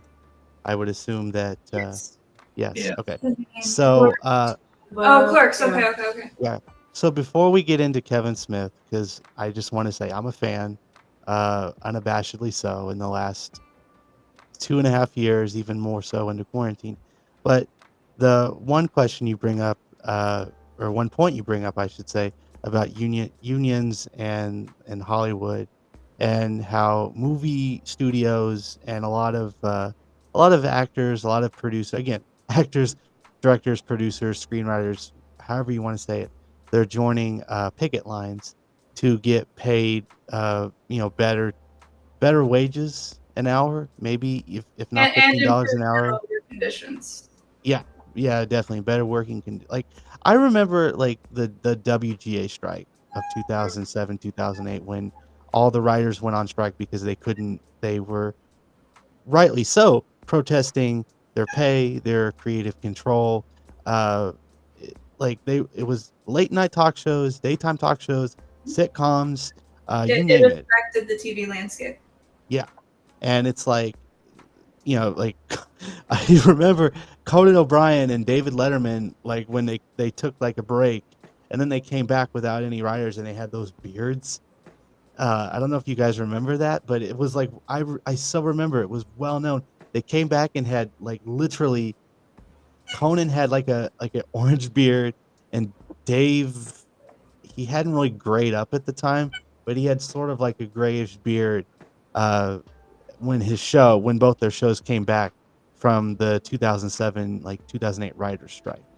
That was a And time when I really couldn't even afford live TV. Oh, well, if you had like antenna like I It- only remember it because it affected Pushing Daisies, which Yeah. I cared about. well, if you had like not digital at the time because we weren't in that yet. We were going into that world, but we weren't yet. But if you had like analog TV antenna with local channels, you would get this. But yeah, it was Digital had switched over by then. Yeah. really 2008. Yeah, it was a It was Bush on its way administration out. thing. Yeah. Well, we hadn't fully. It was like a year before the 2009 switch over. Is what I was going at. Yeah, Yeah. it really messed up my TV watching. Is all I'm saying. Yeah. What's the question? The question. Kevin, Kevin, sorry. well, actually, I would like you to answer the union question first, and then we'll go into Kevin Smith. So, let me try to rephrase it again. So, like, your take is basically on where you're at with unions and Hollywood.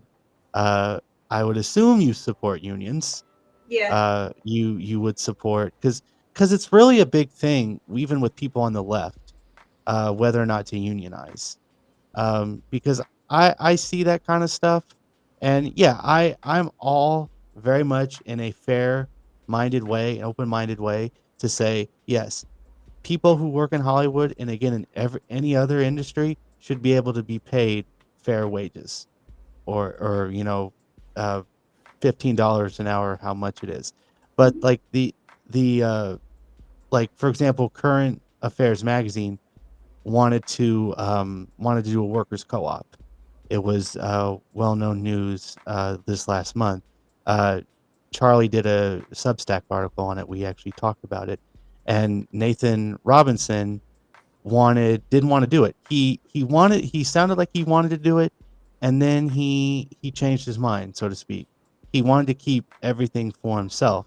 And how I know this is because I more not really befriended, but talked to one of the people who worked at Current Affairs who does not work there anymore on Twitter, and we spoke about this in private. What's the smiles? Sorry. The cat was getting ready Oh, to okay. flower. And take down our webcam. Sorry. No, it's fine.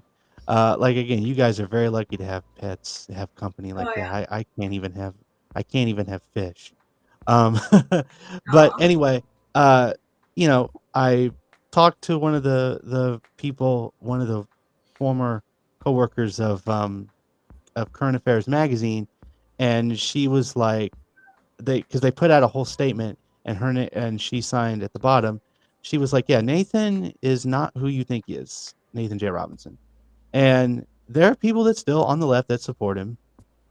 Still gonna, I mean, Current Affairs magazine, for better or worse, went on a hiatus and they're out of it, and they're out of the hiatus and they're back in business, so to speak. You see, this whole thing of like, I don't want to. Again, Nathan was like, I don't want to do a workers co-op is what they wanted to do. He just wanted to keep it for himself. And the other thing was that was said in the statement was Nathan was like, I'm not so sure I'm good at running a publication after having started one from scratch. And I'll stop rambling on because I know I'm getting my point mixed up. No, I recall. I think I've discussed it with Charlie too. Sorry. I really think that one of the things the left needs to work on as a whole Okay. is understanding that we have all been propagandized, Yes. and that you don't know where it's going to pop up. Yep. And really well-meaning people that really are trying to kind of push things to the left will hit a roadblock sometimes where they just kind of have a gut instinct kind of panic that you don't know is going to hit you. I mean, much like we have to detangle our ingrained perceptions on race and gender and class, we have a lot to detangle on, like, what is treason. And I think that's where it gets to, is that a lot of what the left speaks to, we are ingrained to believe is not not patriotic in a way that is borderline treasonous, not for the collective good. Like it's hard to rationally explain an irrational wall that somebody's hitting. But when you're talking about unions and how the left is arguing about whether unions are good or whether having a collective, yes, a collective is good when you can collectively own something. When you can't collectively own something, you need a union. Or it's about the bargaining power. It's about strengthening the cause. If you're trying to argue for better conditions or wages or whatever on your own, you're not going to be as successful, and that's the long and short of it. And we have to keep in mind that the reason people on the left are on the fence about unions is because the unions post Red Scare have tried to do this very weird contortion act to where they are not leftist. Like they are really trying to be a collective bargaining apparatus, an actual foundation of what is needed in left policy. And they're trying to do that without sounding leftist. Right. That matters. So they're going to say things that upset the left because they think they have to say that to survive. And the left needs to get over the fact that unions have been heavily persecuted because of left tendencies. And we need to encourage them to get back to their roots and like, but have a little bit of grace with people here. Because there are some deep scars in some of the left's best institutions in this country because of experience. It has happened. They have been targeted. It has been really dangerous to organize a union. And we know that labor history, but we forget that has actually formed how the unions have to communicate with the rest of society, for fear that they could attack them, they could imprison them, they could murder them. Like, they've been on the front lines. Give them some support. Right. Yeah. I think it also needs to go back to the grassroots level, as you were kind of alluding to there. I mean, we we've need to lost. fix the unions. I'm not saying they're doing a great job either. Right. But But have they've some all. Yeah, definitely. I mean, they've lost that sort of structure Yeah. of going into the grassroots level, and again, being able to join the picket lines when there's a strike, like the many strikes that are going on right now. Real quickly back to the writer's strike. At the time, could you imagine how many people would have just had the guts to say, you know what, I'm joining this strike because I'm advocating for better pay, better wages, better, creative control over the content that is produced in film and TV. But I'm afraid to lose my job, so I can't do it, Right. It's that sort of, like, I want to say, mentality of, like, wanting to do it, but I can't do it. And it's like, but again, some, 14, 15 years have gone by. We're now kind of at a different stage where, like, everybody, almost everybody that's a union person would just voluntarily join a strike, a picket line, and say, Right. "Yep, I'm like again, what's going on now?" Well, and I was going to add that some people, when you bring up unions, the very first thing that they do is they just talk about all the ways that it's flawed. Mm-hmm.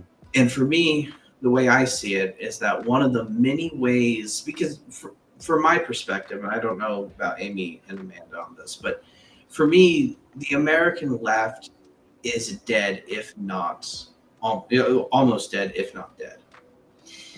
And if you want to start rebuilding that, you're going to have to go for a way to organize people. Mm-hmm. And it can't be, a spectacle style, like protests aren't enough.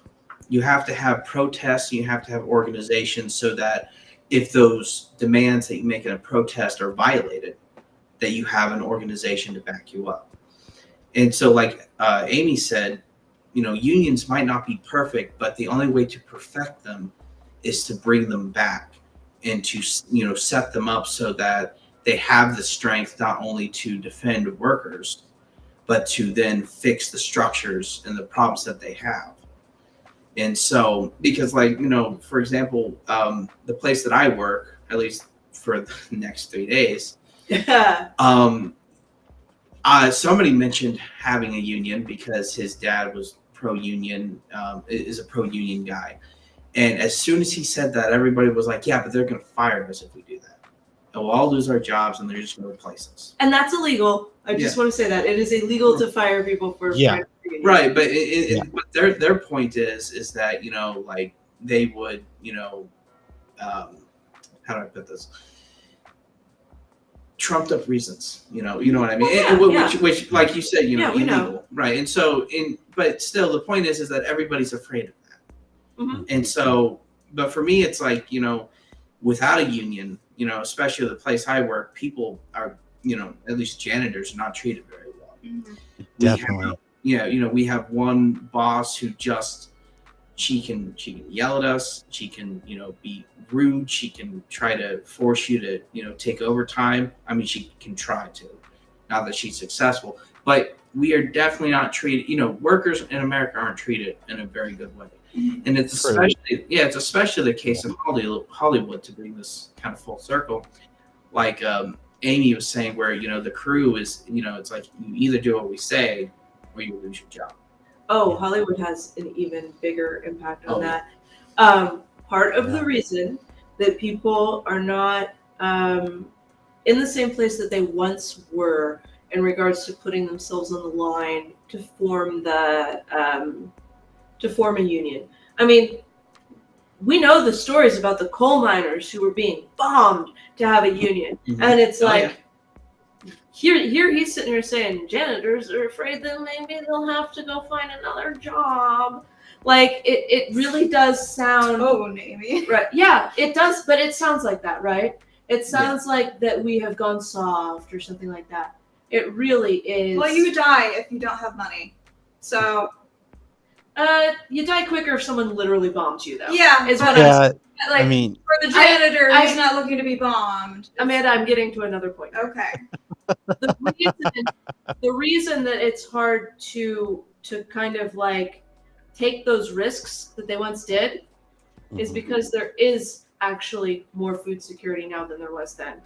Yeah. There's more food security, and Hollywood keeps us fat and happy with our a lot of things to show life is worse. Like, let's look at a reality TV show about an awkward family. Like, at least I'm not them. There's a lot of distraction, and there is a lot more food security. Right. Yeah, you are not going to starve nearly as easily as you were. No, and I'm not talking about starving. I'm talking about medical issues. I'm not at all saying that people don't have risks now. But the risks that they took back then were much greater than the risks that people would need to take now. Right. Well, the obstacles nowadays for people in the working class is different. Right. And it's interesting you brought up the thing about Hollywood basically showing us, this could be you, but be glad it's not. a lot of people are relating to this strike in in Hollywood, not by relating to the people who are striking or the conditions in which they work. They're relating to their favorite TV shows and to those characters. Yep. And so, they're going, I don't care. I don't care about how people are treated. I want my characters back. Yeah, And- you love those characters. Yeah, and and you if love you that show. if you relate that to like let's say if you relate that to being a janitor and losing your job because you won a union, you're not concerned necessarily about organization or necessarily being treated better, or in losing a job you might be able to find another one. It seems to be that the fear. It's because you're not angry enough to take the risk. It's You don't have as that, like, we are being socially engineered right now to have the exact amount of bread and circuses to keep us complacent. They've found that balance very nice right now. Yeah. It is not that workers today are softer than they were. Right, exactly. It is that they have found a very sweet spot of entertainment and access to basic needs. Well, things could be worse. And financial stability. Well, and that's what I was actually going to get at, because I was trying to figure out how to say it. But like, people don't see their jobs as something that you do as work or kind of art, artisan, or talent. Mm-hmm. They see it as a means to an end. Yeah. And so, like she was saying, where they're afraid of losing their job, but it's not because they're afraid of losing the job or necessarily benefits, although those might, be considered. It's they're losing the means of which they get to their comfort. Right. And it's just even poverty is more comfortable today than poverty was in 1932. Indoor plumbing alone. And not saying poverty is comfortable, not saying that conditions are good. They aren't. I really wish people would demand better because they deserve better and they could get better. But I think we are being just held right at this precipice of not quite bad enough. We're treading for water, people to say enough. Right. Yeah. We're treading water, more or less. Mm-hmm. And I think for the working class, like at least from my perspective, anyway, it's definitely about what you can have. As it's more about what you can have as opposed to what you can lose. Yes. And so people will work horrible jobs, or they'll be treated horribly. And, I hear it all the time at my job. They'll be like, oh, well, I'll wait it out till Friday, and then I'm going to go get blackout drunk or something, or go. And so ultimately, it's not about having a job, and it's not about the benefits. It's about having access to comfort, which is held just barely low enough that you can actually access it, sort of. By most time standards, Yes. you can get an awful lot of comfort for a very low amount of money today. Yeah. So, Yeah. Sorry, go ahead. if people would entertain a hypothetical, I would love to. That's Absolutely. a little less hypothetical. I worked at a public defense job for about 2 years, and we talked about prosecution earlier and sort of the power balance there. Well, public defense, at least in the state of Kansas, but in several other states, is a government position. These aren't private firms. It's built into the system, right? Like, you take the budget to the state to get it approved, and et cetera, et cetera. And one of the things I ran up against as an attorney in that office was I can't strike, even if I get my entire workforce together to ask for more equity, because that puts my clients in the position of having an attorney who doesn't do their job for them. Or if we just said, we can't take any more cases, we'll just continue working our active cases. Right. Well, then I guess it goes to the local council who are on retainer for the state. Well, that's the same with teachers Yeah. and nurses. Like, I mean, we are able to treat a lot of really necessary jobs the poorest. Yeah.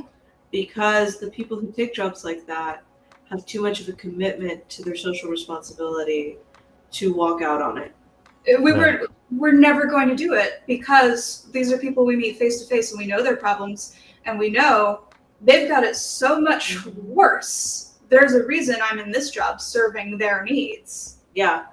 And even if I asked for better conditions so I could do better by current and future clients, it will negatively impact who knows how many people in this county, in this state that I'm serving. And negatively impact as in could serve years behind bars, like lose years of their life. And I think most people who take jobs like that would not find it ethical to try to put others at risk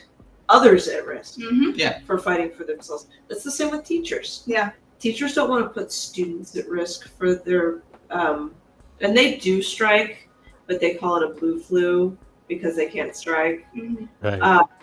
But it's always very short because there's too many kids that are only eating at school, and they care about. But they're only able to afford a certain kind of school lunch that's affordable. Right. And striking, as an attorney, you have that obligation for zealous advocacy. Like, you could potentially be putting your entire license at risk by not doing your job. Yeah. Well, right. And also, if kind of from a little bit different perspective, but I was just thinking about this at the moment, but if you consider being able to strike and stuff and how that gets in the way of your comfort, what is interesting about our country is that to have your comfort is at a lower cost, like you were saying, but to, let's say, defend yourself, say maybe in court or things like that, that's incredibly expensive. And so the means of protecting your interests as opposed to just taking what they give you is put definitely out of the reach of people who can't afford it. Well, and Amy was saying earlier, it's illegal to basically respond and react punitively towards an employee who's trying to unionize. But how often do employers get away with that? Because the act of taking them to court is so prohibitive. Yeah. Well, and that's where some of the major unions come into play with having illegal funds and stuff like that, and what the big institutionalized unions really are helpful with. I talked to my coworkers about unionizing when I worked at Borders, and one of the things that people Borders bookstore, I saw. Yeah. Man, those things that long time ago. Yes, it was. That's what I was doing in 2007, 2008, and missing all the TV. But I remember Walden's books. I love that one too. Yeah, that was Borders. So we, talking to them, everybody had this idea that, they're going to take so much of your paycheck, you're going to make less money. And that is just false. That's a company propaganda line. Yeah. But the other thing that people were really upset about, because there was one unionized Borders bookstore, and I think it might have actually been like in Ann Arbor where Borders was based. I'm not sure, but like there was one unionized bookstore. And the thing that really deterred everyone from even discussing the possibility of like joining into the union that already existed in the company, right? Like they were already geared up. We could have just had a union vote at any time. But they were like, well, the people at that place have to clean their own bathrooms. I have a day job. No kidding. And I clean my bathroom. Like, I'd rather have the money, thanks. Yeah. Well, okay, in all fairness, the bathroom. No, when other people are coming in, it's a different matter. It's not just other people coming in. Borders was a full service bookstore, yeah, meaning there were pornographic materials there, section. And things got real weird in the men's room there. Wow. Like So, it was. I probably wouldn't want to know what went down, but I get that it would be unpleasant But also, if you're paying me, And benefits. 3 times what I Okay, make yeah, okay, now, yeah. I don't want to. I don't. I don't want to know what happened. You Oh, take it on a shift. It's the collective. exactly. You don't do it every day. Yeah, but we hired somebody to come in, like somebody cleaned the bathrooms. Right, Are you right. better than the people that were Yeah. coming in to clean the Right. bathrooms? You had Charlie Right. come in and clean the bathrooms. Oh no. This is why I'm only going to be there for 3 more days. I've been saying to Charlie, we did say off, in private conversation, what are you going to say when you leave the job? And could I say, do you mind, or do you want us to keep I going? said I'd be like, fuck y'all. Yeah, and I was like, I added, and good riddance.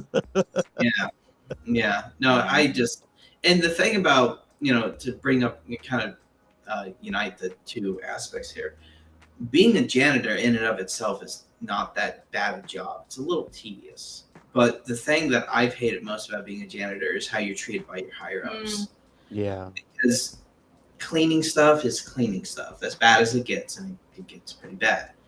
But, I find it interesting that people are like, well, I don't want to clean my own bath. It's like, well, it's not that. There are maid services and TikToks and Yeah. Yeah. And so, But I'm sure you did a really good job though at it.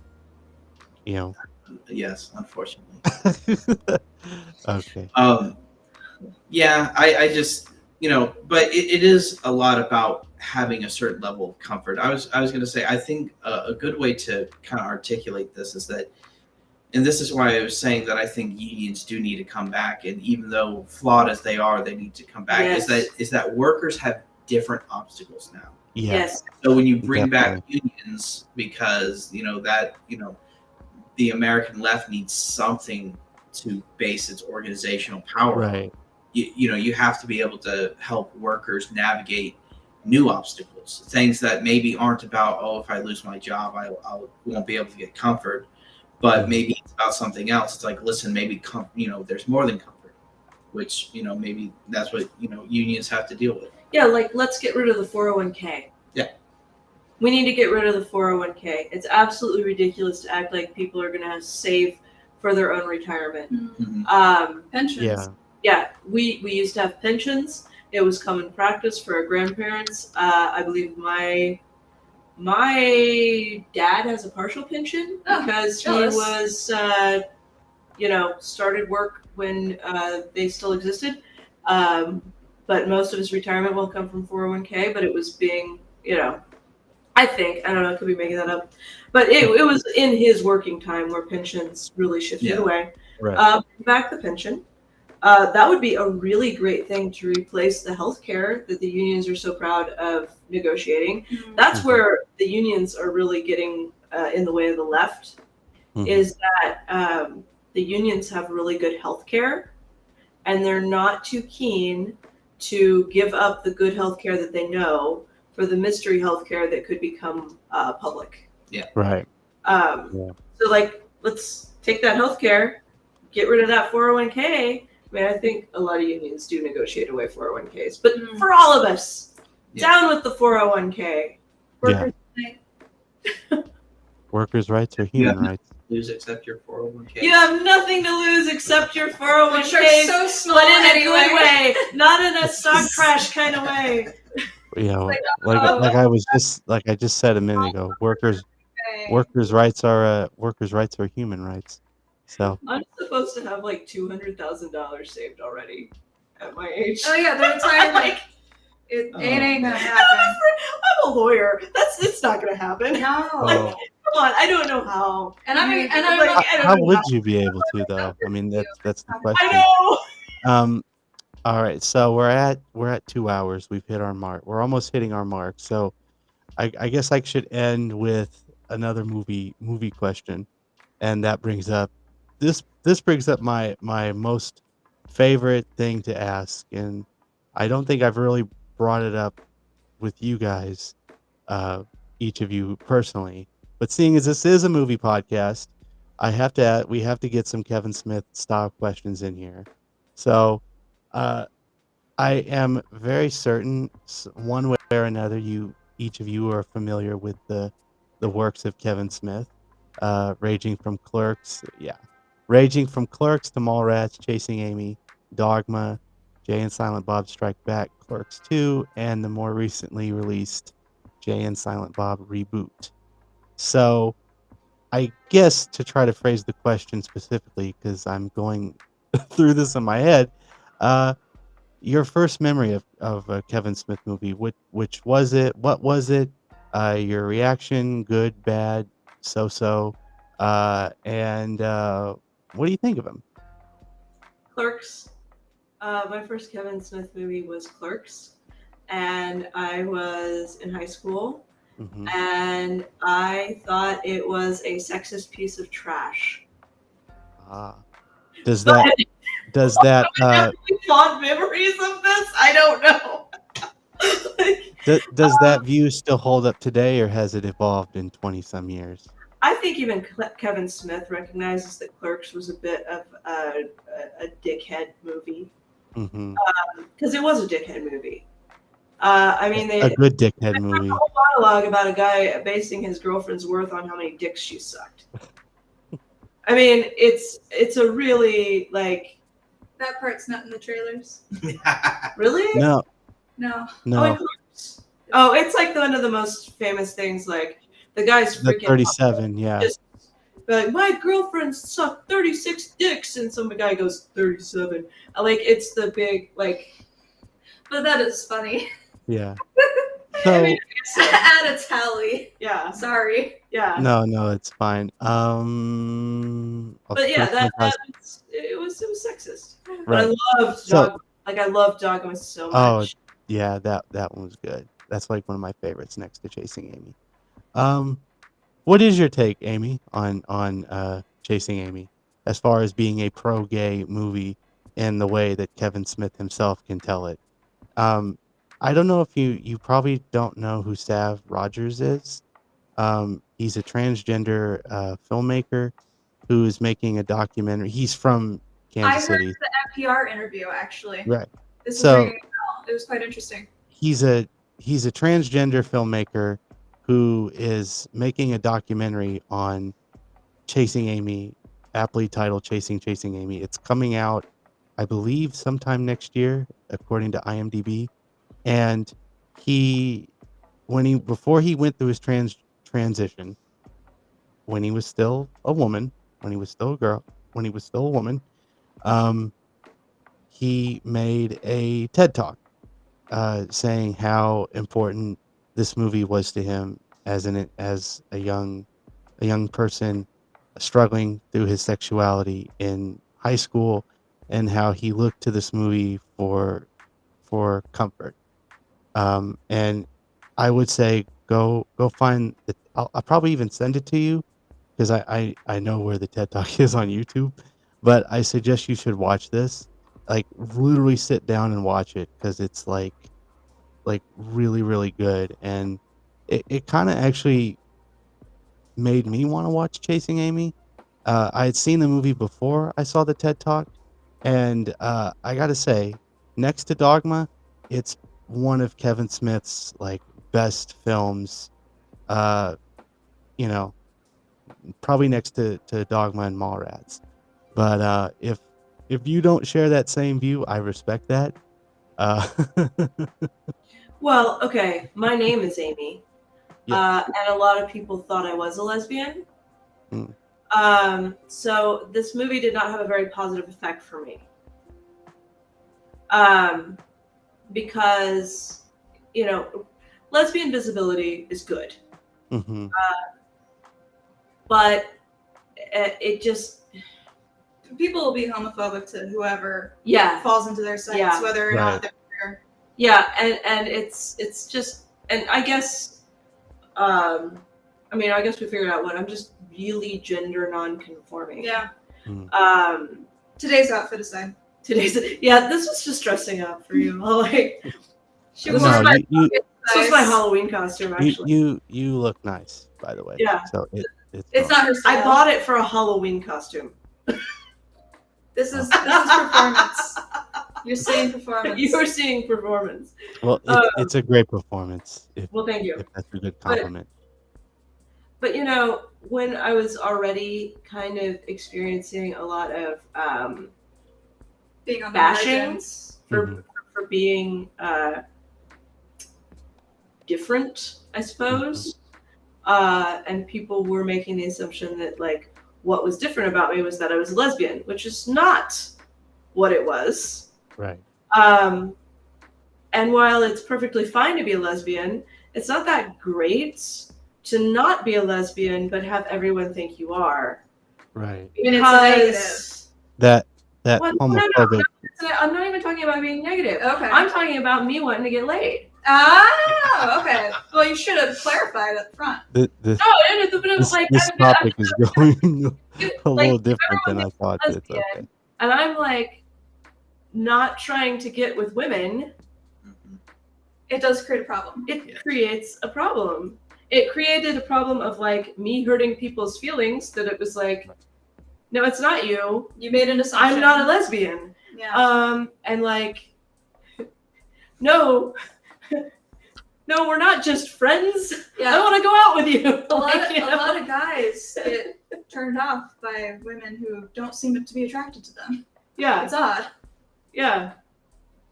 So that was my problem with it. Like, I can see where representation would really affect people really well. Misplaced representation did not play out well for me personally, and I didn't have a good fond feeling of that movie. So it has been. The movie came out in '97, so it's been roughly 20 plus years. We've seen kind of in school though. Like it was like prime screw you time for a movie. Like awful. Like even Kevin Smith himself like admits that the movie's depiction of homosexuality was, in his words, problematic. And I think I kind of what's that? Yeah. Things it was very 90s. Well. That's the point I was gonna make, was that again in 1997 we had activists, gay rights activists, but the social acceptance of LGBT people as a whole. And I have an uncle, just full disclosure, on my dad's side of the family, who's openly gay. He's been with his partner for actually the same time that Chasing Amy came out. And I have always very much been loving and accepting and just, he was born that way, basically, what I'm trying to say. Again, in '97, the political and social nature of LGBT culture wasn't as universally accepted as it is today. And I think that now, if you look at Chasing Amy, it is a pro-gay movie in its own right, as I just said, even though there is some problematic things with it. There is a scene, I will point to it, I will depict it. There's a scene where Ben Affleck's character and Joey Adams' character, he professes his love to her, and she says, "Hey, I'm, putting it bluntly, fucking gay. That's who I am. I can't be in a relationship with you." I mean, that scene alone, that rain scene in the movie, that little bit of dialogue right there proves to me that there can be no support of LGBT culture for Kevin Smith. Basically saying that's like, if that doesn't show Kevin Smith's support for gay and lesbian rights, I don't know what does. And also, full disclosure, he has a brother who's gay, and when Strike Back came out, we're fast forwarding at this point, it's been 20 years, but at that time it was only 5 years. Strike Back, Jay and Silent Bob Strike Back came out, and he was just trying to make a controversy-free movie after the controversial nature of Dogma. And again, I agree with Amy, it is a really, really good movie, probably one of his best movies. He tried to make a controversy-free movie with Strike Back, and he did not succeed because, unfortunately, a bunch of gay rights activists took the troubled nature with it, and he had to actually make a blog post saying, "Anybody who knows me, I do not have a prejudiced bone in my body." You know, he is a fan of gay causes and culture. Talking to Kevin Smith again, this is a blog post that was written in July of 2001, I and always thought Kevin Smith was gay. Because like he's even like, I mean, he was on the cover of a gay men's magazine right. when I was at Well, I think Florida. he's Like, he's like really comfortable with gay. Yeah. gay So, causes and culture. so Um, here's something that comes up in other areas all the time, and specifically with Amy and I, because we do talk about this stuff on the podcast all the time and have disconnects because there's, I don't know how many years between us. 12. There's 12 years between Amy and I, and mhm. Cultural literacy and just Socialization socialization as well. and coming into ideas and philosophies and movements at different points in time. Today's average feminist has a lot of different ideas than a feminist from 30 years ago, and it's because the conversation keeps being had. I'm a queer person, and the conversation has changed significantly in the last 2 years, in the last 5 years, in the last 10 years. So if you may be literate at one point in time, and if you don't keep up, you become illiterate. Right. Because but it's not even about literacy. I mean, one of the things that we come across is like what we would find unacceptable or offensive. And one of the things we talked about is we were watching Ghostbusters, and she was talking about stalking happening. I'm like, I didn't see any stalking. And she was like, well, why wouldn't he just call? I'm like, well, because why would she have a phone? Like, cell phones weren't a thing. Like, dropping by somebody's work didn't seem that weird at a time when you didn't have access to text message. Voicemails are for. The voicemail's not a thing either. Right. Well, like if I at your house, like you might not be able to get a hold of them at work, and you need to get a hold of them during the day. Anyway, right. It's just a socialization. But talking about public figures who may have given something good to a movement at one point in time, and then people now approaching it from a different perspective from the same community in name. Yeah, but I'm saying you can have the same level of literacy, but see a situation from two completely different vantage points because of what was acceptable behavior in your socialization. Right. Like I watch But I'm a Cheerleader, and I think it's a real fun queer movie from the 90s, but if you made it today, I'd go, you're missing some steps. Or Coyote Ugly, because I watched that recently with the movie with Piper Perabo with John Goodman. They're bartenders, and they get up on the bar and they dance all sexy. I haven't heard of this one. It's actually it was negatively received, but it's got like this cult following, if you will, in the last 20 years. But like going back to the Kevin Smith blog post from 2001, so basically, what was I saying before we trailed off there? A few gay rights activists got a little frustrated about the sort of tendencies in the movie, the dialogue in the movie that was very much kind of making just little jokes, gay jokes, and if you will. And he talked to a person from GLAAD and Kevin Smith, I'm saying, and basically he was like, what can I do to help curb the fears of GLAAD with the movie? And he said, well, how about giving I think it was like $2,000 to the Matthew Shepard Foundation. And he was like, he didn't have pockets that knee deep as Miramax at the time, but the person at GLAAD, Scott Seoman was his name, said, could you donate, I think, 10 grand to the Matthew Shepard Foundation? And Kevin Smith was like, done. And then they talked about Chasing Amy and how more how important that movie was and how pro-gay, again, how the movie was, and if this gentleman, Scott Siegelman, was at GLAAD at the time, he would have given that movie a GLAAD award. And then the next day, Kevin Smith gets a call from a reporter from Entertainment Weekly saying that that GLAAD was somewhat horrified by the comments or the jokes made in Jay and Silent Bob Strike Back, and Kevin was taken sort of aback. Like, GLAAD didn't show any being horrified by the jokes.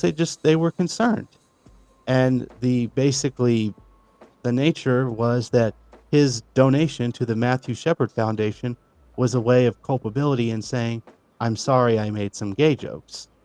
And I think in Kevin Smith's mind was that, trying to cut my point short here, was he got it from the right wing, from Dogma, because the right leaning Catholic League protested the movie because of the way the humorous way it was portraying Catholicism.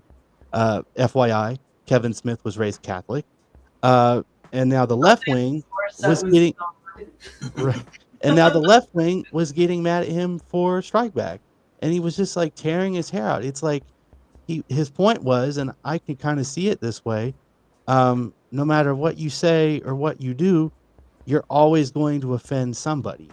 Yeah. That last point gets to me. You're always going to offend somebody. And again, being a fan of Kevin Smith and knowing his work and being supportive and whatnot, I do not for one single moment think that he is any kind of bigoted person. Well, here's I my want to make question that for clear. you.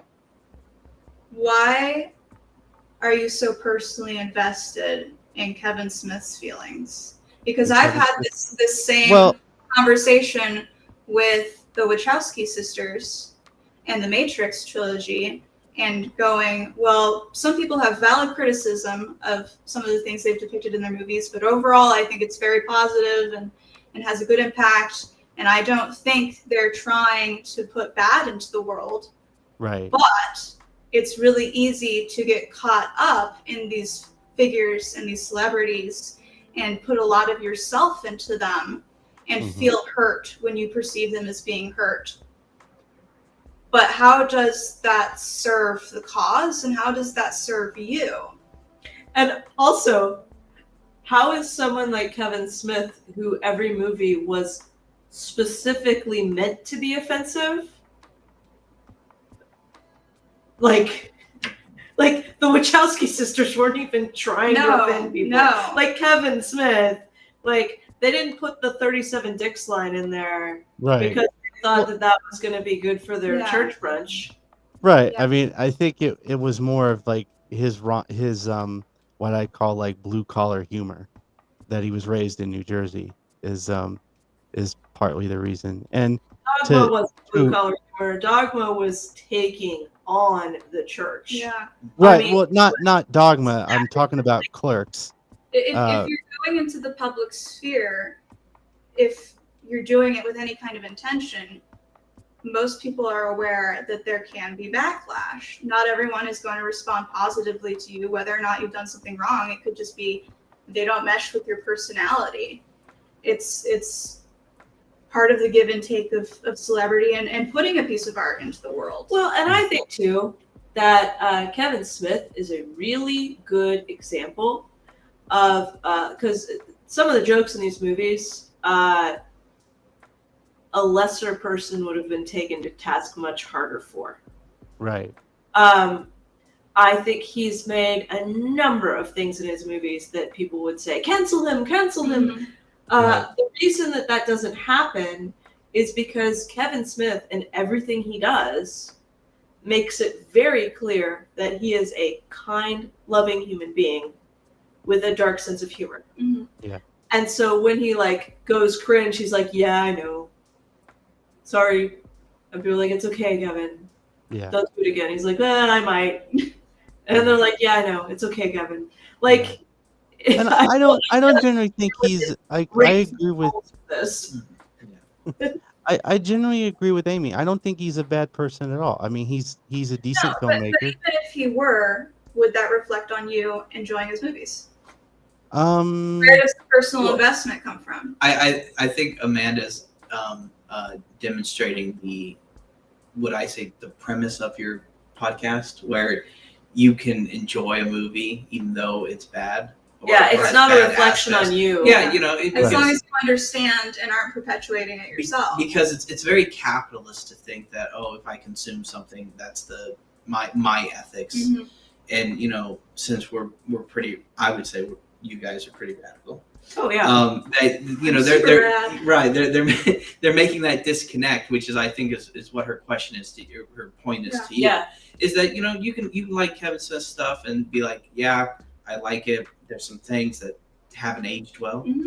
Yeah. And so I think her point is that it doesn't really. Now, reflect. if you were wanting to go to this deep level of conversation with something like Mark Wahlberg, Mhm. I would wonder what was going on. But you know what? I'm not going to hold it against you that you like bad things. Yeah. I love Iron Man, and he's the worst. I like Good point. I Great really point. enjoy the Girl with the Dragon Tattoo series, which is like So the rapey. most rapiest terror. Like it's Rape on rape on rape. Nothing is good about that.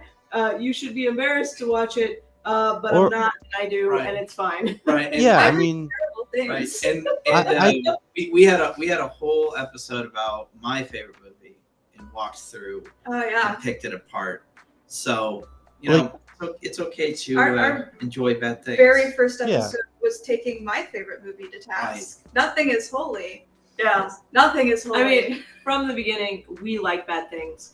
And I think everyone should be allowed to like bad things. As long as you are keeping a critical eye and being aware of like how that might be socializing you, how it might be Yeah. making you think about whether it's okay to go to war in Iraq. right. Thinking about whether it's telling you that the United States is not culpable for multiple coup attempts in South America. Yes. Is it making or it's okay and it makes you a cool guy to be sexist and treat women a Mhm. certain way. Yeah. Or treat yeah, gay people a certain way.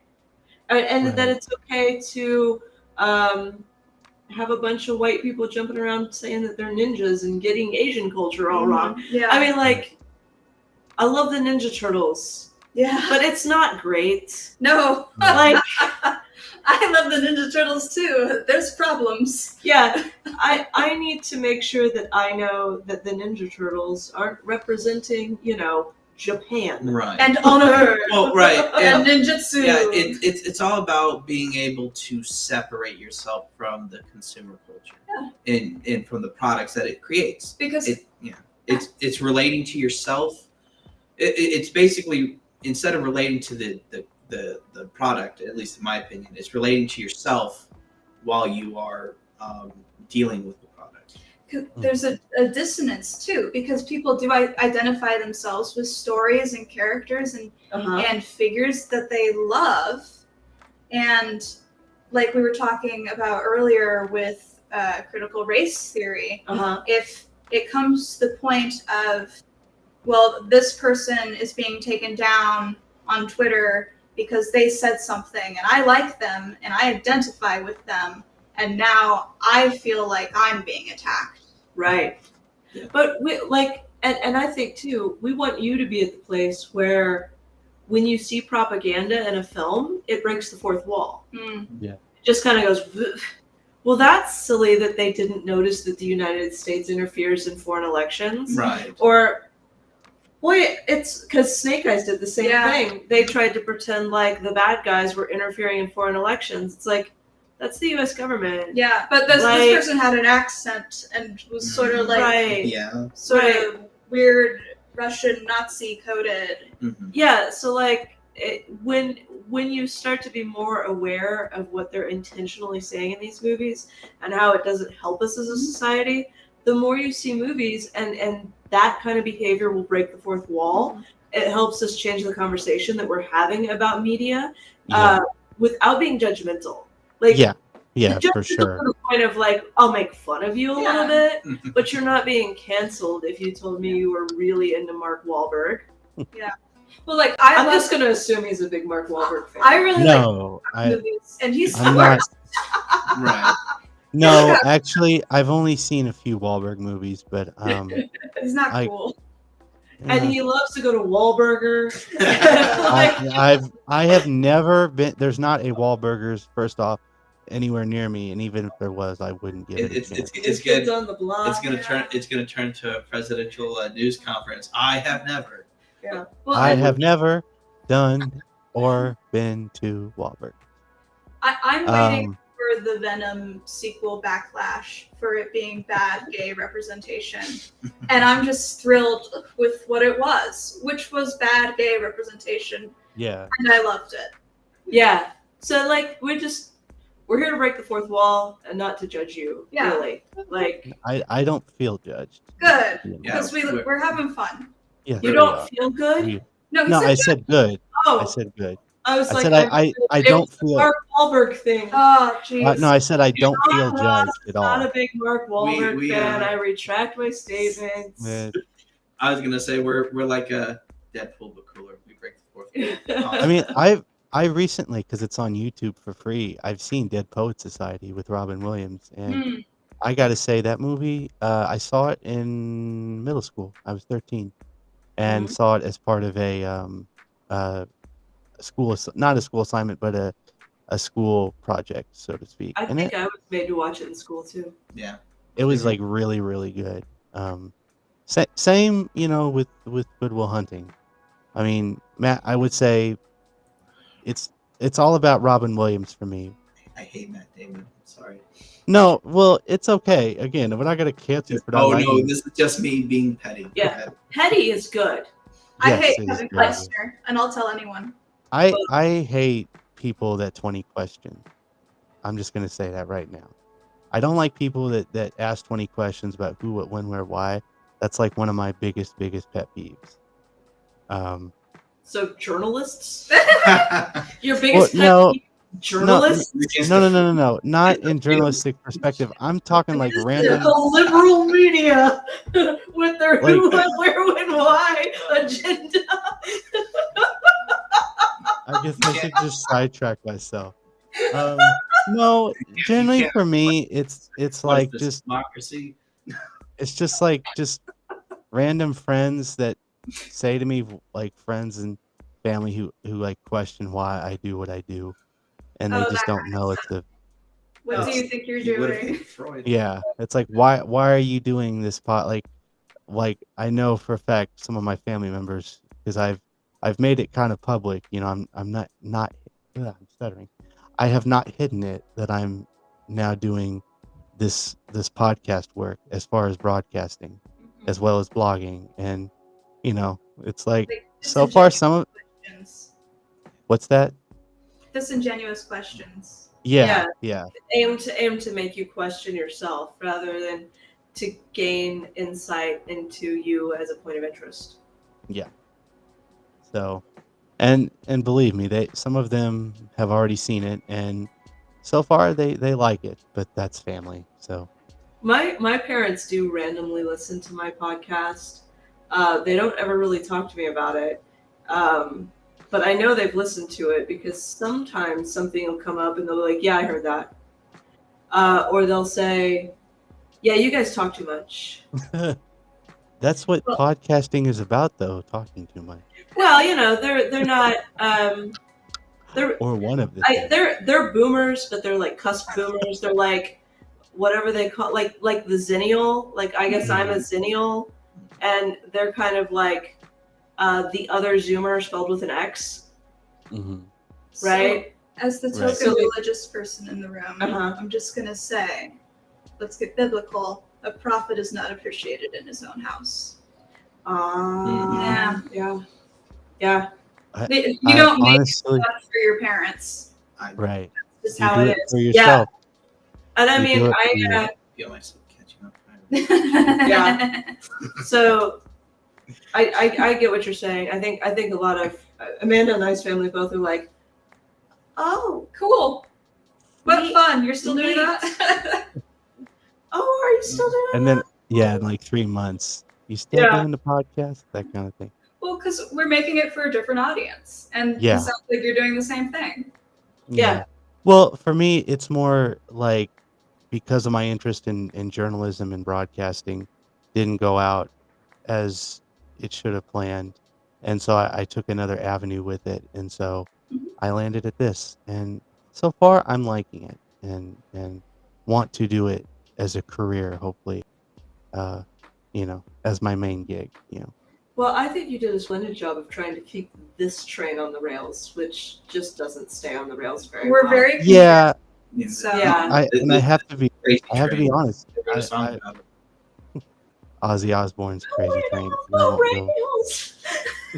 as someone who regularly tries to herd cat, it is difficult. And I do appreciate you guys, making the time to do this. The Sunday stream honestly doesn't go that long. I think with RC and myself, we usually just do like at least an hour and a half to 2 hours. So My this social was media lasts about 2 hours. I'm putting you on the spot here, Charlie. Oh, shut up. Sorry, No, it's fine. I didn't. I'm putting, I just got roasted, is what happened. Because Charlie and I went and saw the Venom movie, and I called Amy at 11 o'clock at night, and she was like, "Where are you?" And I said, "Driving home. We were just talking." Yeah, they went to like a 5:45 showing. Yeah, I would love to. World domination. Yeah, we got I would plans. love to see you guys do a podcast, by the way, on the Venom movie, or Charlie doing a blog But about it's the movie, because good. I don't think I will see Not it. that movie. Is it? It's No. a terrible movie, but I enjoy it a lot. Right. I mean, you can do bad movies that you enjoy. Oh And yeah. But no, I don't think it's bad in the ways they're usually bad when we put them on the We show. like bad things. We're friends with each other. Clearly. Like- Clearly. And as you can tell, they're not my friends, since they're oh, come on. so much. I'm sure you guys enjoy each other's company. That's why. And- That's what I'm now gonna call and him. it's like, Charlie. To be quite honest, I know I'm putting myself on the spot here, and I don't mean to inflate my own ego, but I feel like I'm like the fourth leg of the triangle to the three sides. Yeah. No, For some reason. You've just completed the table. If This is a point when you guys are. carpentry. This is if you got a movie you wanted to bring to the show, we love having guests. Oh man, there is like one movie that is really hard to find. It was like made in 1995. It's called Kids, and I don't know if it's like a really bad movie, but it was like really like it was like negatively received, I guess, and it's not easy to find. Like you can like go on Amazon and get a secondhand copy, but it's still like that's like one movie I would reserve. I actually want to hold you to task with Kevin Smith. Yeah, okay. Definitely. You Full definitely. confession, I've never seen any of his movies. Fair I enough. was about to say I only know of him because my half brother loves his stuff, and he would talk to me, and I would sit there and not listen. So I watch YouTube analysis and used to read a lot of reviews and things of different heavy hitters in media, and so I have read and heard a lot about his movies. I've just never sat down and seen one. Right. I want to do Dogma. I want to do Dogma so bad. Dogma is like the Woman I Dog. have a I'd go get it now, but I don't want to leave my chair. But I have literally a copy of Dogma that we could Lucky. all sit down and watch in person, and then we could do a podcast. Yeah, I would love that. Yeah. Yeah, actually, I don't know if you want to continue on the line after you wrap up your podcast. I do have some logistics. Yeah. We'll work Yeah. it out. We don't need to like Yeah. give people directions to my house or something. No. No. We should off air. Let's talk. Yeah. So I appreciate the three of you coming on. Amy and Amanda, it was very nice to meet you both. Nice to meet you too. I've actually have to say and you can say "aw" to this, go "aw" and whatnot. But you guys are actually really nice, interesting people, and I've become Aw. fans of you. I've become fans of you, and I have, to be quite honest, I have been listening to your podcast on Apple Podcasts. So Do you you leave guys a are really good. Yeah, I'm definitely gonna leave a good review. He I'm has gonna not leave. left a review because Yet. I do check that Yet. obsessively. Yet. No, no, no. If I don't, if at least if I don't write a physical review, I will give you that 5-star rating. I'll take the stars. Yeah, So all the stars. it slips from me all the time. Like, oh, I gotta write that review. I gotta. But then again, it like having a disability, having autism, it does like cause me to to have trouble to articulate my thoughts sometimes. Yeah, So, I get it. That's why we're all getting along. Yeah, the neurodivergence. Yeah. well, but no, we could still get along. We again. Oh, none it's of us all- are okay, is what we're saying. We get it. The struggle. Absolutely. It's real. Yes, it is. It is very. But you know what? I say to everybody, it's something I have to live with. I was born with it. It's not like you take something, as I say, for a headache or anything, and it goes away within hours. I just live with it, and I accept it. I accepted it long ago, and here I am. I don't let my disability deter me or define me who I am in a negative way. Um, Here I am. I'm in school. I'm doing what I love. I'm doing this passionate thing that I just enjoy. I love talking to people like yourselves. And let's be real, neurodiversity oftentimes gives people advantages in ways that would be celebrated more if our society weren't freaking got a stick up its butt. No, I could not agree more with Amy. The stick up the butt is just way so far. They just can't get it back out again. Working And that- from home has been so good for me. Oh my goodness. Because like when I was in an office, I would have like giant headphones on and I would be standing up and dancing and wearing a blanket and like people would come by and I'd be like, hey. I'm like I had the desk covered in origami cranes that I had made out of Post-it notes. I mean, like, yeah. when I work from home, I look so much more professional because they don't see the mess. Yeah. yeah, The they norm see is the actually background. They see you, restrictive. and that's it. So like with me, like I've been like going to school from home, and just this semester, the community college I go to just started opening up back in person. I work out of an old counselor's office when I study and do homework and whatnot. And I have my headphones, I have my iPhone, I have a podcast open. I'm just minding my own damn business and doing what I'm supposed to, Mhm. and no one bothers me. Yeah. Yeah. Ideal study spot. It's great. So, And all right. I made so many more friends now that everybody's on lockdown. Like I was never this social when I had to go see people in That's person. Like we would have never met if there was like You- not you'd this be- nice virtual meeting space now. You'd be surprised how much the Twitter atmosphere was for me pre-lockdown and post. Now that we've been in we're kind of coming out of the lockdown. I still now look at all my Twitter followers. Like before, I had barely like maybe 14 followers on my Twitter. Now I have over like 300, or not even that much. I'm making that up. Like throwing it like last I checked, like 248 followers Mhm. on Twitter. Yeah. And they're all from a diverse leftist progressive perspective, which It's I really am nice making truly these enjoy. types of connections. Yeah. Because you do find a lot in common, even with people from really different backgrounds, because you Yeah. have a lot of the same values and perspectives. Yep. That puts a good exclamation point there. It's so on point. Thumbs up. So again, I appreciate you guys for coming on. We talked a whole lot of good stuff in 2 hours. So I really feel like by the time this goes out, and many people are going to hopefully be impressed. So to wrap it up, why don't you plug yourselves, plug your projects, if you know what I mean. I think Charlie should go first. Um, On the spot, Charlie. I know. My name is R.C. Roberts. I have a Substack, Ferocia Anime, FerociaAnimi, and I'm a writer, cultural critic. Sometimes I'm funny, and I am a recurring guest not only on your show but on the podcast. These are bad movies. Yeah. And I'm Amanda Feriante. I'm co-host on These Are Bad Movies. It's very fun.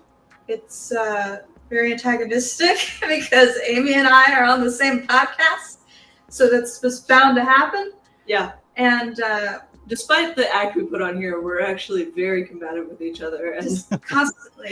It's a wonder. Every podcast is probably the last. They have lances hidden. They just joust each other constantly. Just always poking. Yeah. But we do this podcast together, and we're working on some other projects. Yeah. So maybe next time we guest, we'll have some other stuff to promote. Yeah. But we're on, the podcast is on any podcatcher you've got, and we've got a Facebook page, These Are Bad Movies. We've got an Instagram, These Are Bad Movies. We've got a Twitter, These_bad.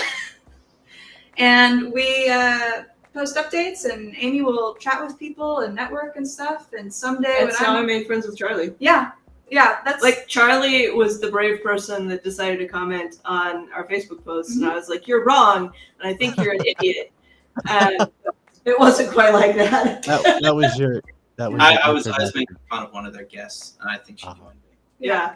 And that was your fun in a introduction. kind way. Like we like having people on to share different perspectives, Yeah. and we try to convey the conversation and even editing afterwards to make everyone sound their best version. And yeah, we don't want to perpetuate the gotcha mentality. I think that most people are either already far enough left or can be brought over with enough like love and kindness and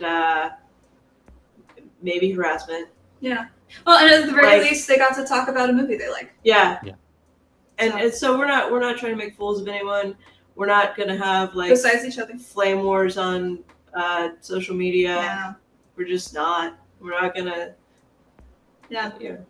Like, we're not gonna tell you you're stupid unless we like you and it's funny. Yeah. And even if we don't like your movie, that's okay. You can like bad things. Yeah. So we're actually nice.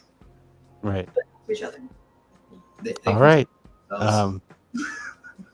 Seeing as that Amanda has plugged the show, I don't think Amy has to do it. So no, unless she wants to. No.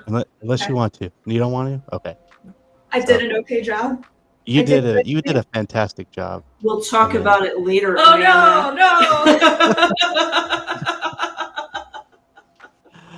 Oh boy. So yeah, thanks for coming on, and I am hopeful. I'm very hopeful. I can tell that we're going to be doing some more work in the future. And again, the Dogma option is, fingers crossed, that's now something that needs to happen. Seriously. Very promising. So, yeah. Hopefully sooner rather than later.